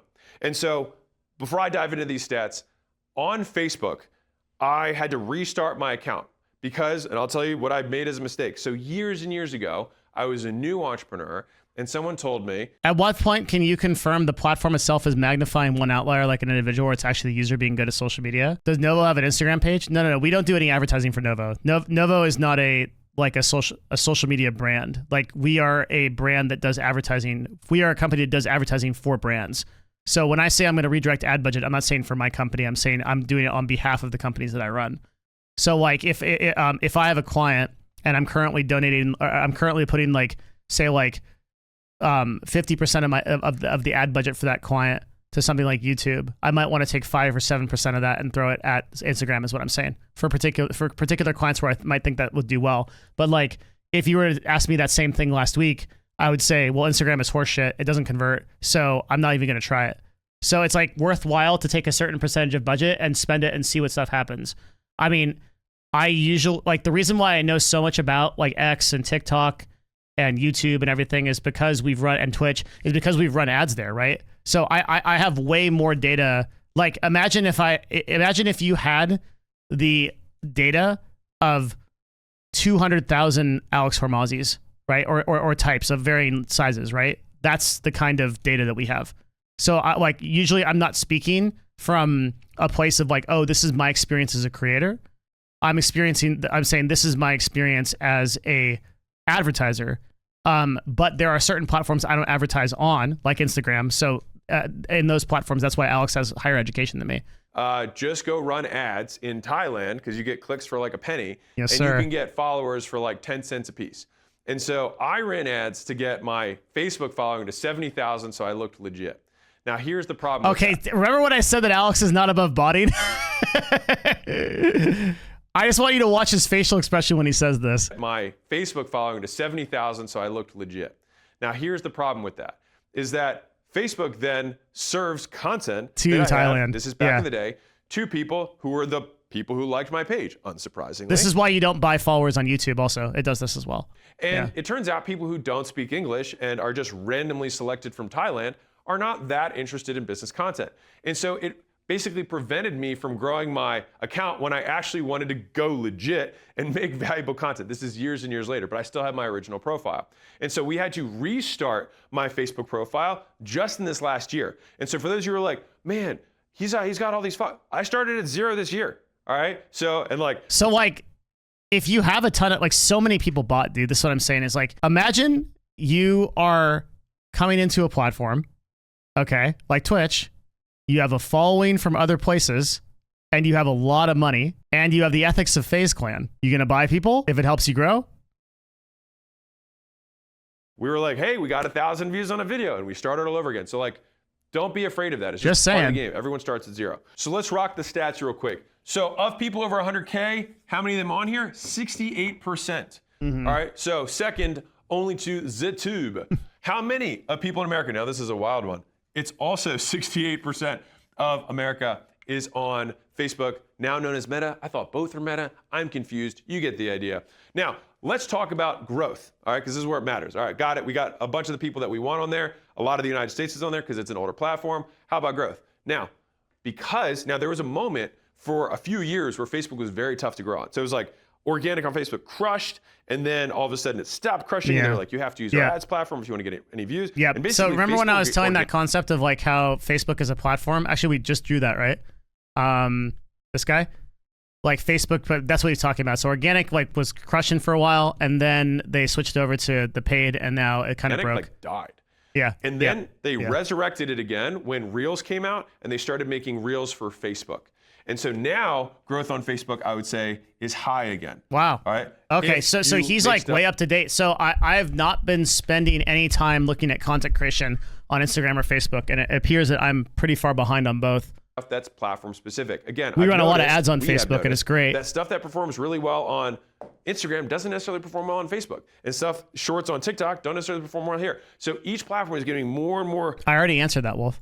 Separated in terms of what in detail performs well. So with this, he started this year. Yeah, but I mean, like, it's not that he's like he's drawing so many users from other places that already, like, he has so much brand power, right? This one we weren't able to pull our average view per, but I would say that it's high because the average session length for us is 53 seconds on our site from people who come from Facebook, which means that of all the ones, so I'm going to spoil this one for you, of all the platforms, it is the second highest session length on our site, which has a higher translation over to conversions and downstream things like money. Yeah. All right. Now, let's talk conversion. So the convertibility on Facebook, I would say, is high, not as high as Instagram, but high because a lot of the same features have been carried over. One is you've got Facebook stories and people can respond to your stories. You can DM on Facebook. It links. I think that one of the problems that some people in chat that are very initiated on marketing are realizing, Alex runs a lot of paid ads. So like all of these stats are warped by that. Like none of his growth is truly organic, right? Because he's doing the Ty Lopez thing where he's buying ads on every platform. He's buying ads against himself on every platform. Well, I'm not saying that's a bad idea, because it's actually a pretty good idea at his brand size, but it means that like all of these stats are like really, really kind of crazy. Because like if you, like the thing, I realized this when I was thinking about his Instagram thing that he said, because you guys probably saw me pause on that Instagram thing for a long time, and I was like, man, that's fucked. Like what's going on there? I can only so like extremes, like what do you mean against himself? I'm saying that he's probably buying a ton of ads. Like, okay, this is kind of hard to explain. In every platform, you have two circles, right? And like most people are, if you're a content creator, and most people are only using like the one circle. This circle is like organic reach here. So this is just like totally organic reach that people find you via your content. I should actually like do this as blue. And this one, which has the potential to be infinite, because it just matters how much money you spend, right? It's just how much money you spend for reach. Okay, so if what he's trying to do is he's trying to make a video about how well his platforms convert up to a website over here, but the problem is we can't be clear how much he's spending on which platforms to get those results versus what's organic. And he's advertising the whole video as organic, but it's not. He's spending tens of thousands of dollars a month on ads. Does that make sense? So if he's spending 50% of his total ad budget on Instagram, then that's why it's not tracking for me as a marketer, because that's why more of that stuff is moving up to acquisition.com. Does that make sense? That's what's going on here. That's why I'm having a really hard time with some of these figures, because like some of these figures are really surprising me, because he's selling this as like, oh, this is organic content, and he's giving recommendations to content creators as that, but he's running ads which skew all of his shit. So and like the problem with ad running on these platforms is you can't see the difference between organic and paid search on any of these platforms. So it's entirely possible that he's literally just, it's like, yeah, dude, I paid to get to level 50 in Throne and Liberty, and I've got maxed out trait gear, and I'm dominating everybody in PvP. Like, check out my guide on how I organically win in PvP. Like, it's like there's something kind of like a little bit messed up here. It's again, like when I started this video, I said I think this is very good to listen to, but it's not good for practitioners, right? With tools like ManyChat, where you can do automation on Facebook. And so you have a lot of different ways that you can convert people, and it's a platform where many like it doesn't help anybody if you it's like, oh yeah, dude, I'm fucking crushing on Instagram. My $20,000 of ad budget a month is doing great.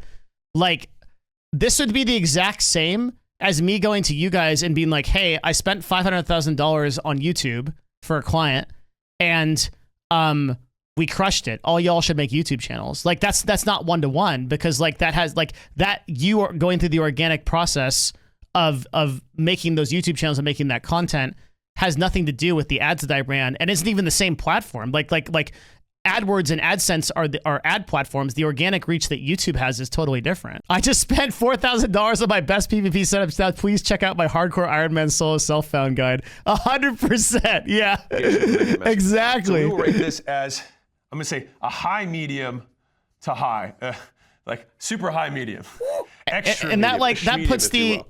130. Dude, Andy's one of the very few people that refuse to unsub. So he's got the ultimate thing. Thank you, man. 134.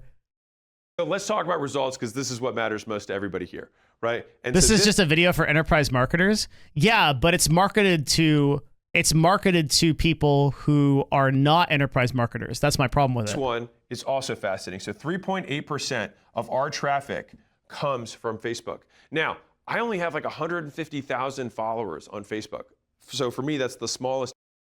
I make the majority of my income from Instagram or organic. What Alex says about Instagram makes perfect sense to you. I know nothing about your brand or of what all you're the doing. accounts I'm going to talk about today. But this is more than TikTok, which has almost 900,000. So That's my cool, though. 150,000. It doesn't change what I'm saying. It like whether Instagram works or not, it could still be a great platform. But what I'm telling you is you can't take Alex's opinion for it, because Alex is running tens of thousands of dollars of paid ads against organic content. So you can't take him on authority. You see what I mean? Followers on Facebook generate Instagram might be more great, but than, you almost double can't do it. the amount that my TikTok does, with 1/6 the amount of people who are actually following. So you look at the relative difference. It's 1.5 times more conversion on 1/6. So it's 9x the potency. So you catching on with this here? You're like, wait a second. You spent all this time here, and in just a few months here, you were able to get way more people to your site to ultimately convert later. Yeah. And so if you're like, should I start a TikTok or should I make more content on Facebook? Well, I'll let you use your second brain cell. See, that's like him telling content creators who are not in his situation what to do. Figure that out Like, for yourself. I don't know. And That's, so one of the cool parts not about good. Facebook is it's kind of like a lot of people are going to hybrid start shit that between doesn't do LinkedIn anything and as a Instagram. result. Because you can do long form text posts and like very long thread based stuff. You can do pictures and you can do video on there. And so it's He might just be talking about link clicks from organic and not including any paid data. You can't do that, Arthur. If you are using paid, it's skewing your results no matter what. You can't separate the data. The data is the data. Reach is reach. So he can't, and even if you could, which you can't, he's not going to go in and do that. It would take an enormous amount of work.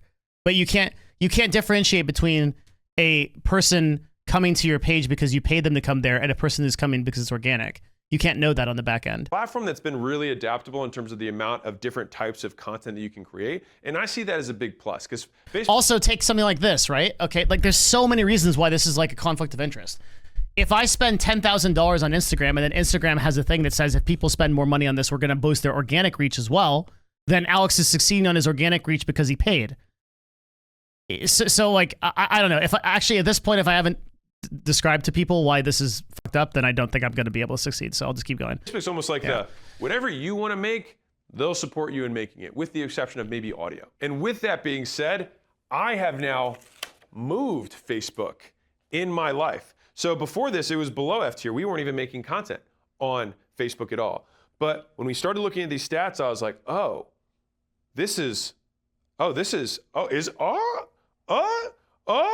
yeah. This is actually an A tier for me.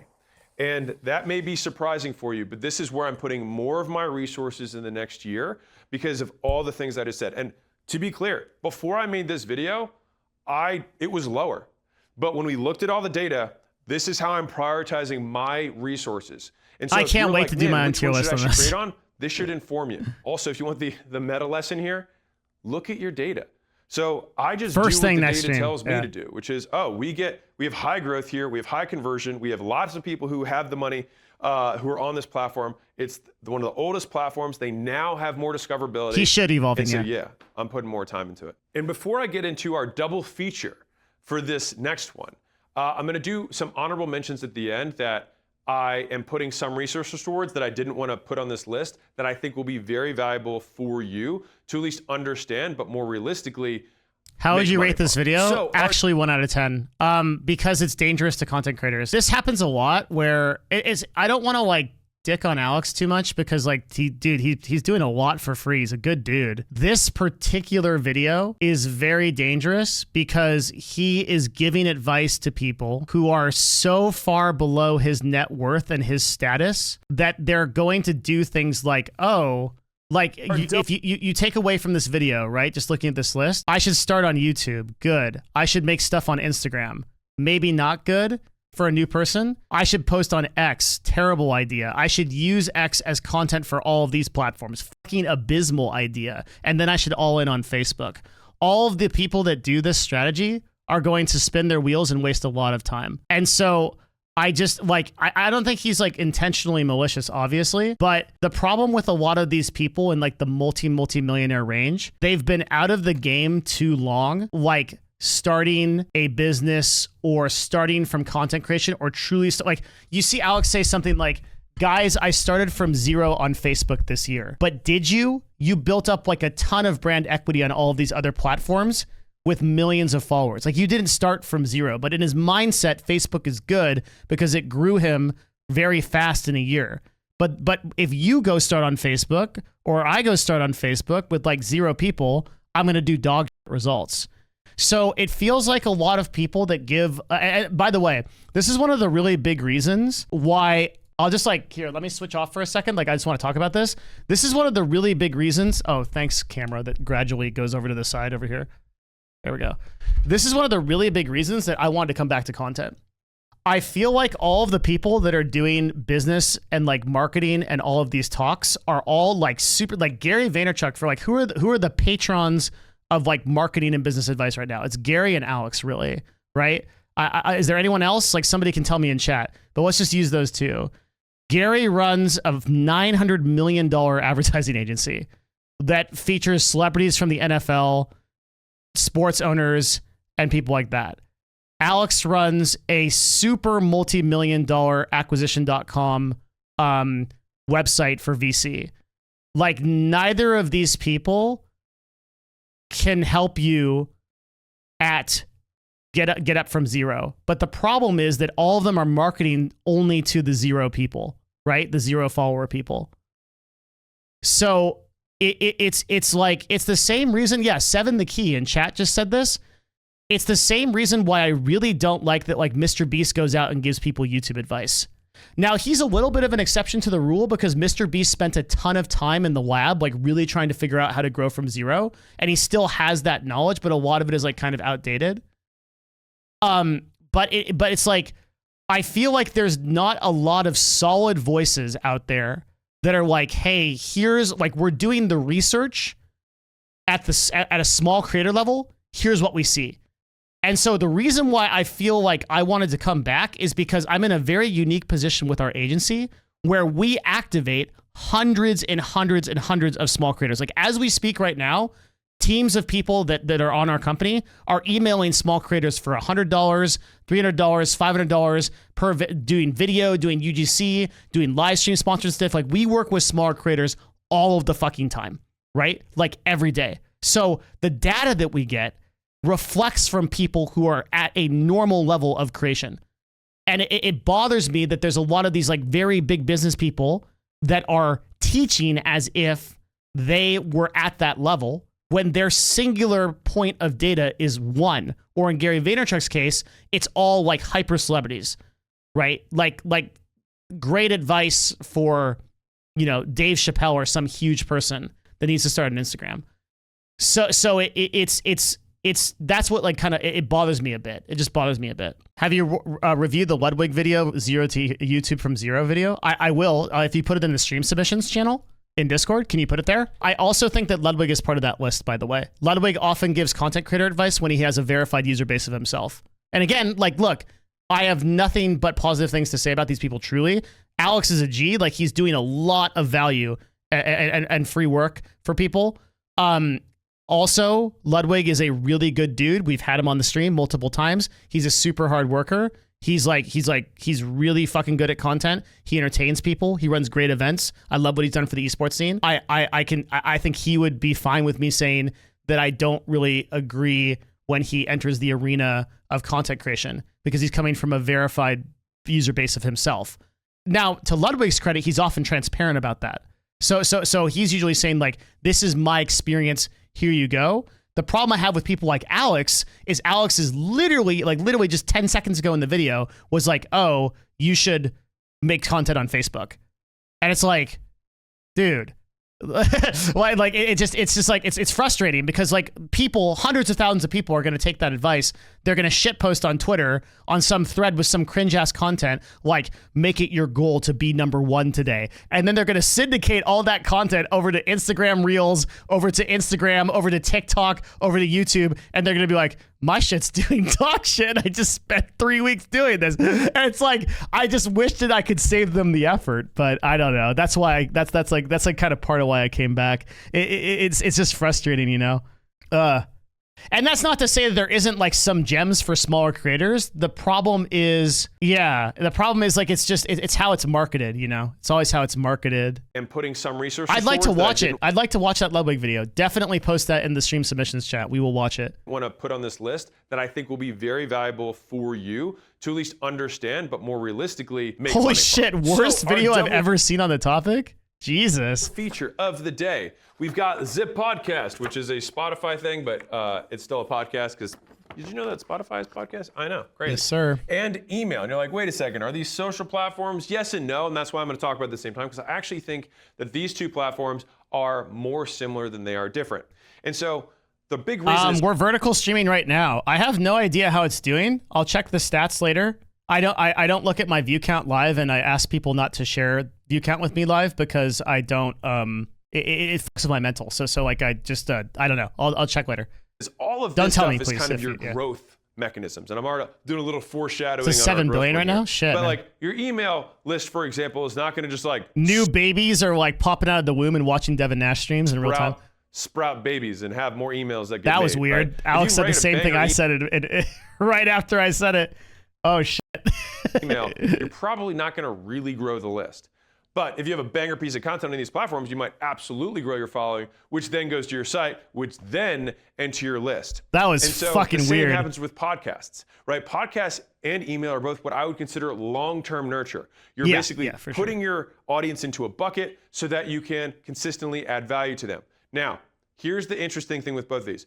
This is considered owned media, meaning you can directly email anybody who gives you their email address. Obviously, people have CRMs and things like that, so you can blast email, but you're still guaranteed to reach the email that they gave you. Spotify and Apple Podcasts and whatnot, people only listen to, and this is so important, people usually only listen to 3 to 5 podcasts.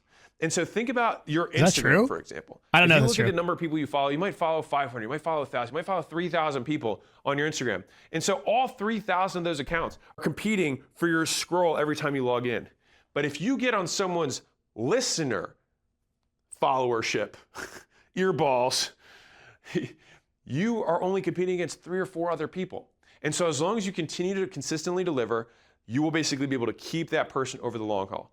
Now let's talk about some stats and then we'll get into the money. On the people who got money, we've got 54%. Now the stat that we found here was 75. We couldn't find the stat for 100K. That's all right. 54% of people over 75K listen to podcasts, and 96%, now this might be unsurprising, of people who make over $100,000 a year are on email. Now let's look at America. So 92% of Americans use email. I'm like, what are the other 8%? I want to be in the 8% seriously. There. But 64%. Forest dwellers, like some straight up yak farmers, some straight up Sasquatch owners, dude, some straight up chicken raisers. Americans are using podcast or audio in some format, which is actually way higher than I thought this was going to be. I thought That's it was a still huge like more of number. That's crazy. Kids, tech, whatever. But no, a lot of people listen to podcasts. I thought more people would be on radio. Let's talk about the sad news for both of these. Your ability to grow a podcast is really low. I know like next to nothing about Spotify as a platform. I know everything there is to know about email. Very hard to grow a podcast. Same as growing an email list. Now, to be clear, these things you have to be paired top funnel. with these things, very valuable. Yep. But these things on their own, the vast majority of like big podcasters, what do you think they also have? Big ass YouTubes. So they take their podcasts, they put them on YouTube, and then they grow. Now, in the very, very, very early days, when like 6 people were having podcasts, there was growth on the platforms. But now there are so many. podcasts that are out there. It's very hard. Now, podcasts relative to the amount of people who are on Instagram, I think it's like 6 million podcasts, and there's, I don't know, 2 billion people on Instagram who are quote creators, whatever.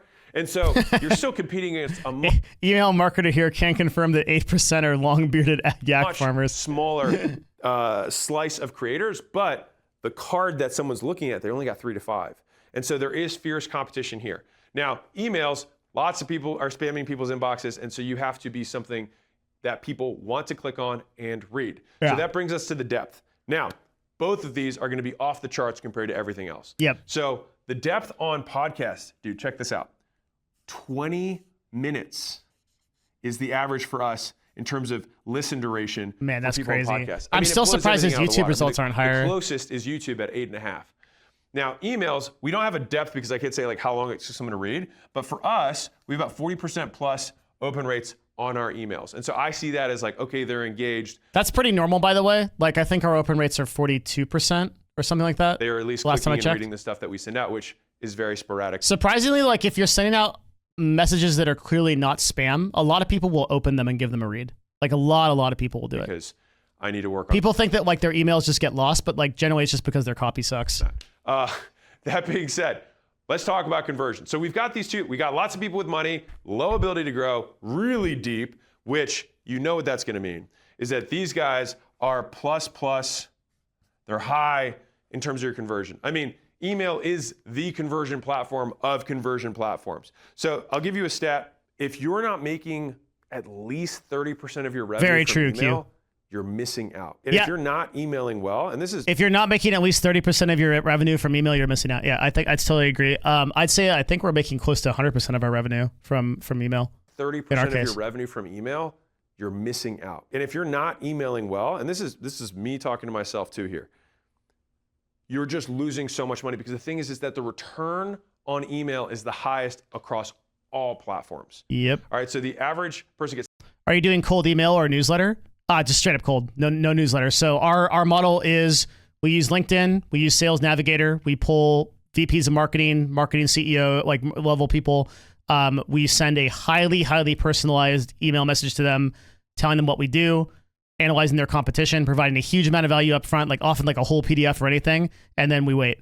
And we follow up 14 times over the course of 6 months. And then again, another follow-up 3 months after that. And so that's our model. That's literally my whole sales model. And then the funnel is you pull a person onto a call, you have a call for 15 minutes to intro the product, and then you follow up. And that's it. That's our whole model. That's all we do. 36 to 1 return. So I don't do no social media. I don't do no bullshit. if you have to spend money on someone writing emails for you, these are basically free delivery. Like the only real cost is the cost of delivering the message. 14 follow-ups. So the average, this is probably one of the most important things I can tell you about in email marketing. It is the most important thing. Okay. The average number of successful sales, there's a lot of data on this, right? So out of the amount of times you email somebody, the amount of times to get a response is an average of 7 follow-ups. So what that means is if you follow up anywhere left of 7 times, if you don't follow up to 7 times, you're literally leaving all that on the table. 7 times. Takes 7 times on average to reply. So if you don't email a person and follow up at least 7 times on average, that's why we go 14, we go double the average. You are literally losing sales. You are literally losing out. What do you usually do in your follow-ups? We have a system of, I could like, this is all on my Patreon, but like I have a system of, my Patreon has like literal examples of exactly what we do, outbound, blah, blah, blah. But, yeah, a lot of times, like if you're not getting a response from like a sponsor that you want for your channel or something, it's just because you didn't follow up enough. Like everybody is expected to follow up. Yeah, cold email is like, we could have a whole class on it for sure. We could do it. And I'm open to answering questions about it. It's a whole nother thing. Like the first follow-up email, we do like value, then we do like urgency, we do like discount offer, we would do anger emotion. So like somewhere around like 8 or 9, we're just like, guess you just don't want to hear it from us. Yeah, it'll be really cool to get a response. Kind of a dick move, dude. I've sent you 9 emails and you can't even get back to me. It's like that kind of energy. Obviously, like more professional. So we have all kinds of different emotional spectrums we get through, and we're just trying to trigger the one that like gets the person. So like, a lot of time we'll send that one, and then they'll be like, no, I'm really sorry. Like, you know, like, yeah, like, most people we find are in this day and age are just trying to figure out if you're ChatGPT. And so like if you send a message like that that's like evoking like an emotional response, you'll usually get a reply. Like a lot of times I'll do other stuff, like I'll be like, hey, like I'm signing. I'm this is another like really good one that gets. I think this is email like 3 or 4 that's like really successful. I'll be like, hey, so the quarter's closing. We're probably going to onboard like one more client-ish. I've got a lot of backlog, and I've got a lot of people I'm considering. I really want to work with you, and I genuinely do. We only email clients, and we only work with clients at this company because our average Novo onboards about 2 or 3 clients a year, maybe, right? So if we're going to pick a client, we're going to pick someone that's like doing a health product or doing something that's really interesting or something that I really want to advertise for because I believe in it. Okay, I'm going to be like, I have like one more like spot open. And once it's gone, it's gone. So if you don't email me in the next 7 days or whatever, or not even 7 days, sorry. If you don't email me in like the next 24 hours, you got to give them way better sense of urgency. Then I guess I'm going to assume you're not interested. Do you limit it to 25 emails per Google domain with the recent workplace updates? We send emails on multiple different domains. So we have Novo creators, we have Novo brands, we have work with Novo, we have Novo.tv, we have all that. Yeah, so on. Boring stuff. Just wondering, do you ever have people think you're a scammer? No. I mean, I'm talking to high-level VPs that are really like they know what I'm. Oh, thank you very much for the sub, Jiddigs. Appreciate that, man. Thank you very much. How do you go about doing 14 follow-ups without hurting your domain and getting blacklisted? You just follow up. I don't know. What do you mean? Again, we have like 8 domains. We don't bulk email. I think maybe I didn't communicate that. I'm not sending out 500 emails a day. We're sending out like, we've never been blacklisted.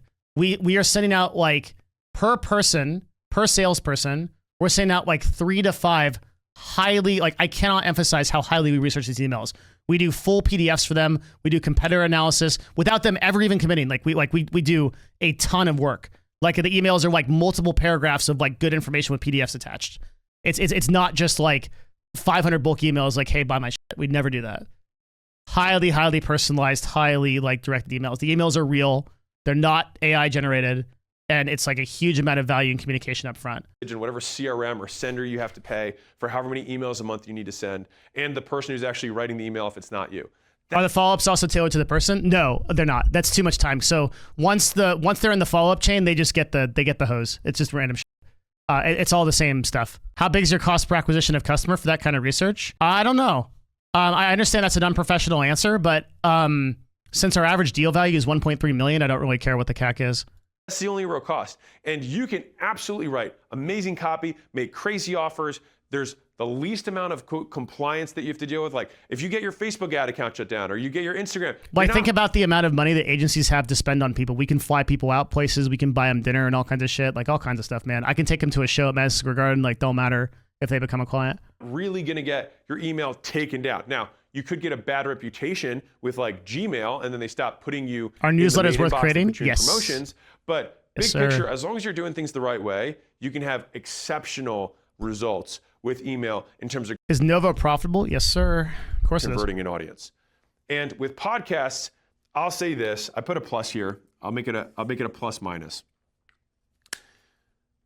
The amount of people that trust the person that they listen to podcast is through the roof. Yep. All right, so when you make a recommendation, the percentage likely that your audience that listens converts is very high. But the actual difficulty of converting. What subjects have the best open rates? Dude, look at sarcasm. Literally, Shane asking me questions, getting like $4,000 or $5,000 of course value for free here. Here we go. The best open rates are things like, here's the one that's our best open rate. Name. Your competitors posted 173 videos last year. You posted 7. What's wrong? ? Easy. And then people are like, and then in the email body is the detailed analysis of those of that statement because the statement's true. They're listening to their car radio because they're listening to their car, or they're the phone's next to them, or it's they're at the gym, and so they have to stop mid-set and be like, okay, now I'm going to type in this address and then go convert, or they have to remember to do it later, which they never will. And so that's to me a very big downside of this, but it's still, in my opinion, allows you to just get this huge He's amount talking of about depth with an Spotify and audience, email so and how that when you effective they do are. make CTAs everywhere else, it increases the likelihood they convert. But I don't know anything about Spotify, but he's saying that we're basically trying to determine what social media platforms are the best for running businesses on. That's what we're doing here. let's talk about results. Now, for podcasts, I actually can't give results because when people type it in separately, I can't know if they came from anywhere, but I know that podcasts help us. Now, Is he eating a muffin from a sock? This is a kiwi, bro. emails is absolutely tracked, and I can tell you that those numbers that we said are good. Now, here's where it gets wild. 133 seconds is the average session time of someone on email on my site. Yeah, of course. The people that email are always going to be the best sales. Email is the best sales no matter what. All right, and so this is monstrous. And for us, we're Why don't you eat the working middle? on I sending ate the more whole emails 'cause kiwi. What do you honestly, mean? I'm so particular about written word, which is why I've been so hesitant to send emails to begin with. You'd be surprised, right? Big author is very particular about his words. Yeah, that's me. And so, like I said, for Facebook, there are some things that this video Okay, so this is the changing first about time my for people that are watching this today that weren't in the last stream. You're watching this for the first time, and like for the most of his rankings, I think are dumb as hell. Particularly though, Instagram, X, Facebook, and LinkedIn and TikTok. So all of them. behavior. YouTube is and right. So definition of learning, same condition, new behavior. This is such a bad list that I wanted to make my own list. And so if you watch this video and then it changes what you do as a result of it, then you have learned. And so for me, taking this data, I have learned things. And so let me tell you where I'm prioritizing. And my these general areas. criticism of this is that like it's not good for people that are like, I said this before yesterday, it bears repeating so that people understand where we're at. Exactly, Calliope. His objectives are different from all of ours. This is a bazillionaire in DTC marketing. But even then, in DTC marketing, he's wrong. Because I advertise in DTC marketing as well. But for like maybe his peculiar case, like, okay, if you are in chat and you are a multimillionaire trying to convert people with an average deal size of, what is it, 3 to 5 million, so that you can invest in their business as a VC, then this probably applies to you. Congratulations, everyone in chat that applies to. Please consider subbing if you're making 3 to 5 million average deal value. Where are these guys going? Where are these guys going? For me, this guy is staying It was still like a good stream. It's like a lot to in learn. B class. All right. I probably agree do with like that. The problem though is that like I'm not educated enough on Spotify to really. Also, our tier list can have way more platforms. It's gonna be way better chat. depth of it. I hate the fact that it's really hard to grow, but I do think it long term is good for brand and things like that.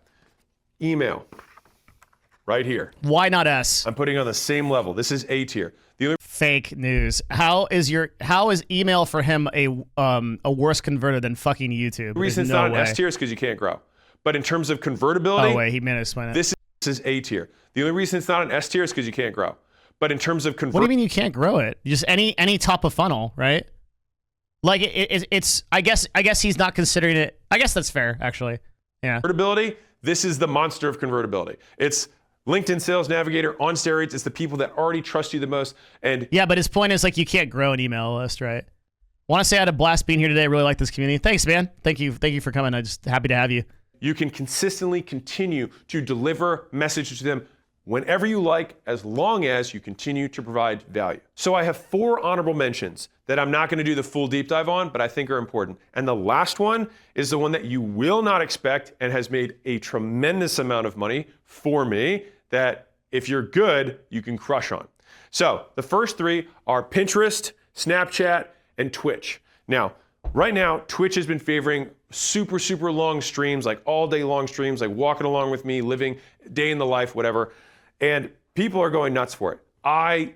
It's been tough for me because I do a lot of meetings with portfolio companies and we share stuff that I can't really talk about. And so like it gets tough. It's actually why I haven't made many vlogs because it was so hard, the in and the out. And Doesn't even have a Twitch channel, by the way.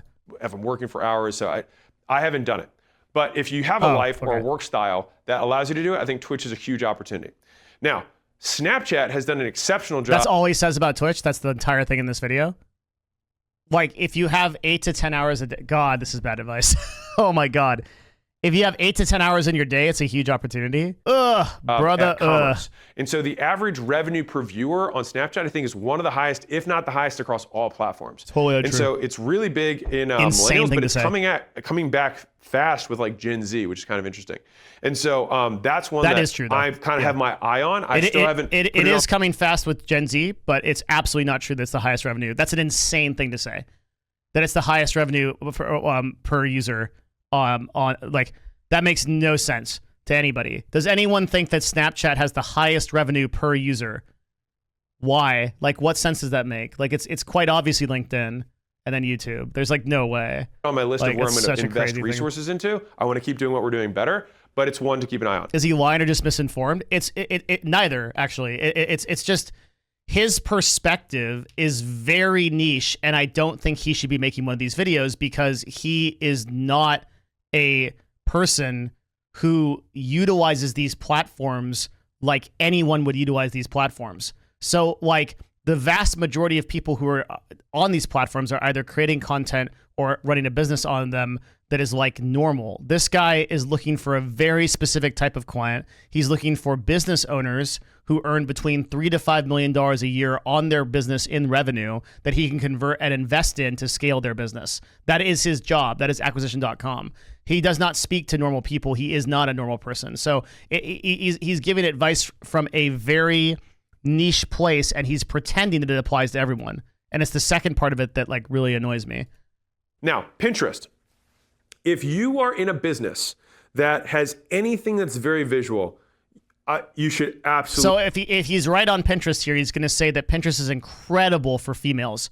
So if you have a female audience, Pinterest is 78% female users.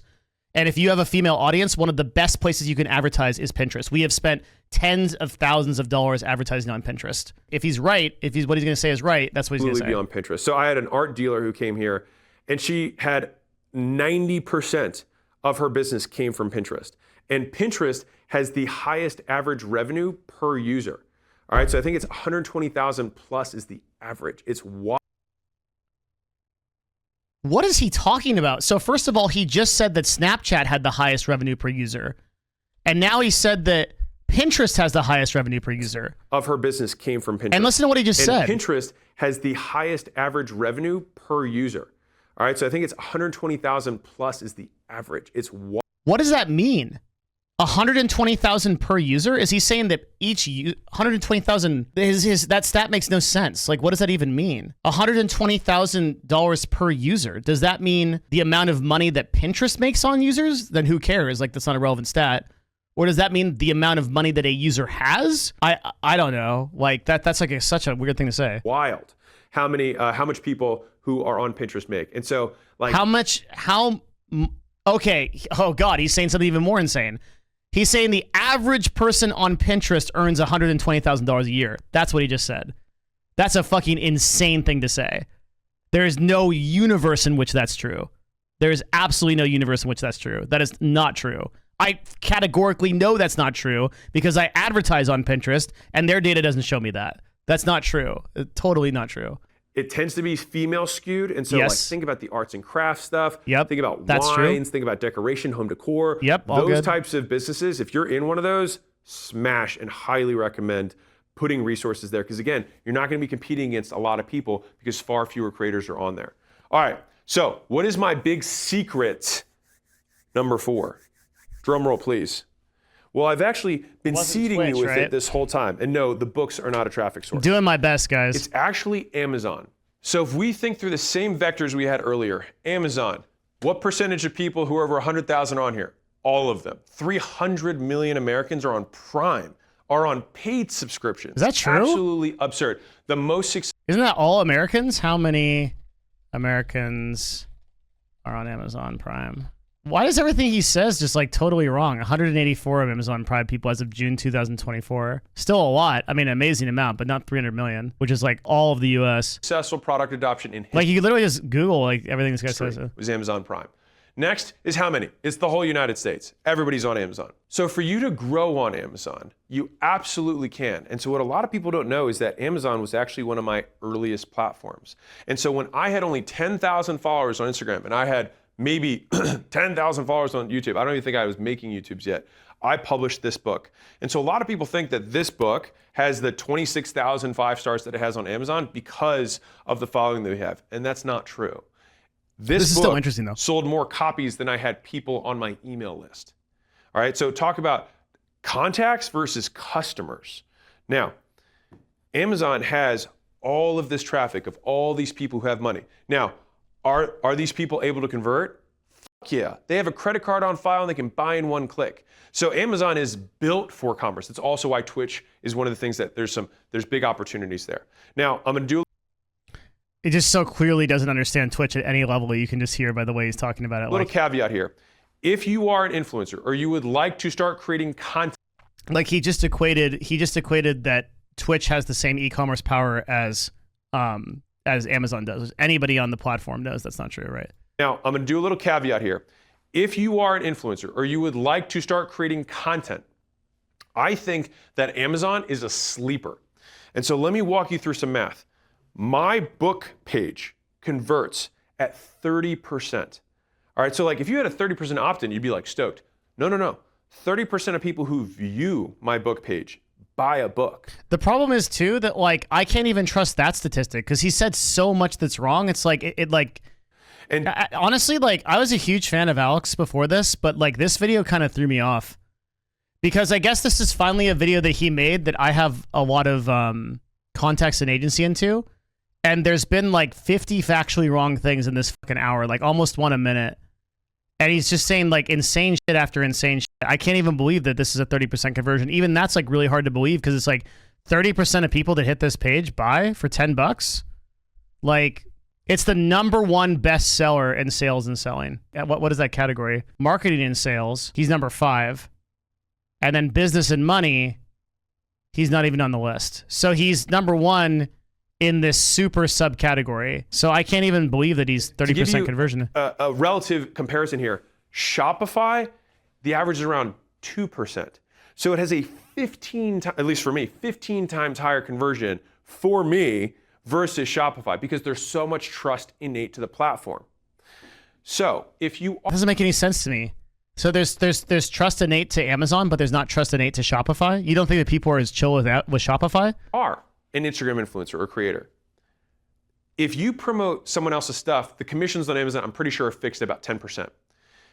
But if you convert 10 times more people when you send them to Amazon than you do when you send them to something that you get 20 or 30% on that only converts at 2%, you're still gonna make more money. And as an added bonus, when you promote stuff on Amazon, in my opinion, it doesn't feel nearly as asky. If you're like, hey, I was reading this really cool book, I think you like it, I've got a link here, people are like, oh, he's always selling this stuff. It's like, no, you're just providing value from products that you found. And so I think that the Amazon he's saying the Amazon Marketplace has more trust than a custom Shopify website. Okay, yeah. affiliate model is one of the most undertapped for influencers who are like, I don't know what to sell. It's like, dude, sell the stuff you like. So like, instead of trying to think of products and things like that, I think the V1 is just like, hey, these flannels are awesome. I found them on Amazon and here's the link, right? And so these aren't on Amazon, unfortunately. But point being, I think this is one of the most under-tapped opportunities because here's what's cool about this traffic source. On top of all the things I just said, if you put CTAs inside of your content, inside of your books, the stuff that you sell, people can go there and then find you. And these are people that I would never have otherwise found. All right, so they found a book that had a zillion 5-stars, they bought and read the book, and then that is how they discovered me. And so my growth here that I want to say is it's incredible and also very difficult because the only way that you can grow on Amazon is having a good product. But if you do have a good product, you can put in the QR. Or, buy reviews like 99% of dog shit products do on Amazon. There's like a ton of fucking dog shit products on Amazon. Like, what do you mean? Codes. You can put CTAs if it's education-based, like media, like books. If you have physical products on Amazon, you can put the little QR codes in there. But this is another huge stream of people finding out about your stuff who otherwise wouldn't have. Now, results. These books sell almost 1,000 books a day on Amazon, which is absurd. I believe a lot of people are really excited to get 1,000 email contacts a day. We get 1,000. This guy's making, I understand there's splits and shit, but he's like, oops. No, that is right. If he's no. 10 times 1,000. No, it's just a straight 10K per day in book sales. No, $9.99 per sale times 1,000.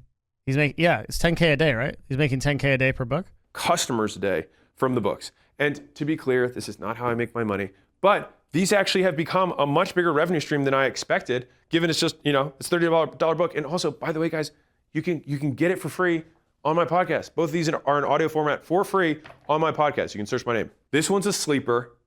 And if you are good, it's worth putting some of your best stuff up there, even if you put it free somewhere else, because I see it as a traffic source. And the more money you make Amazon, the more they push it.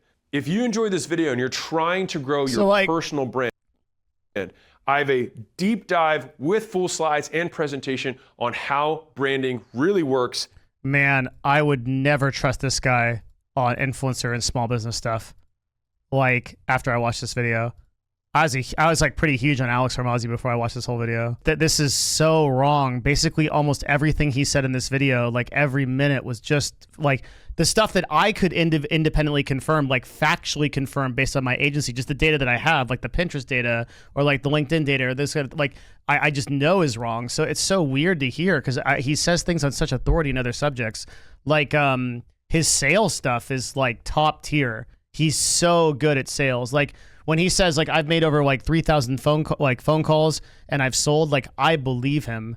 And like whenever he has these sales videos, I've watched a lot of them and I've implemented some of the sales stuff in our stuff and it works really well. I guess like my problem is that he's coming from a place of absolute authority. Like the words that he uses are things like, you should do this.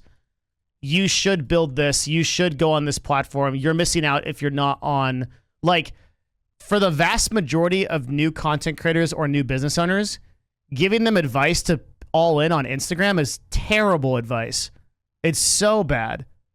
And to tell them to do so on X is even worse.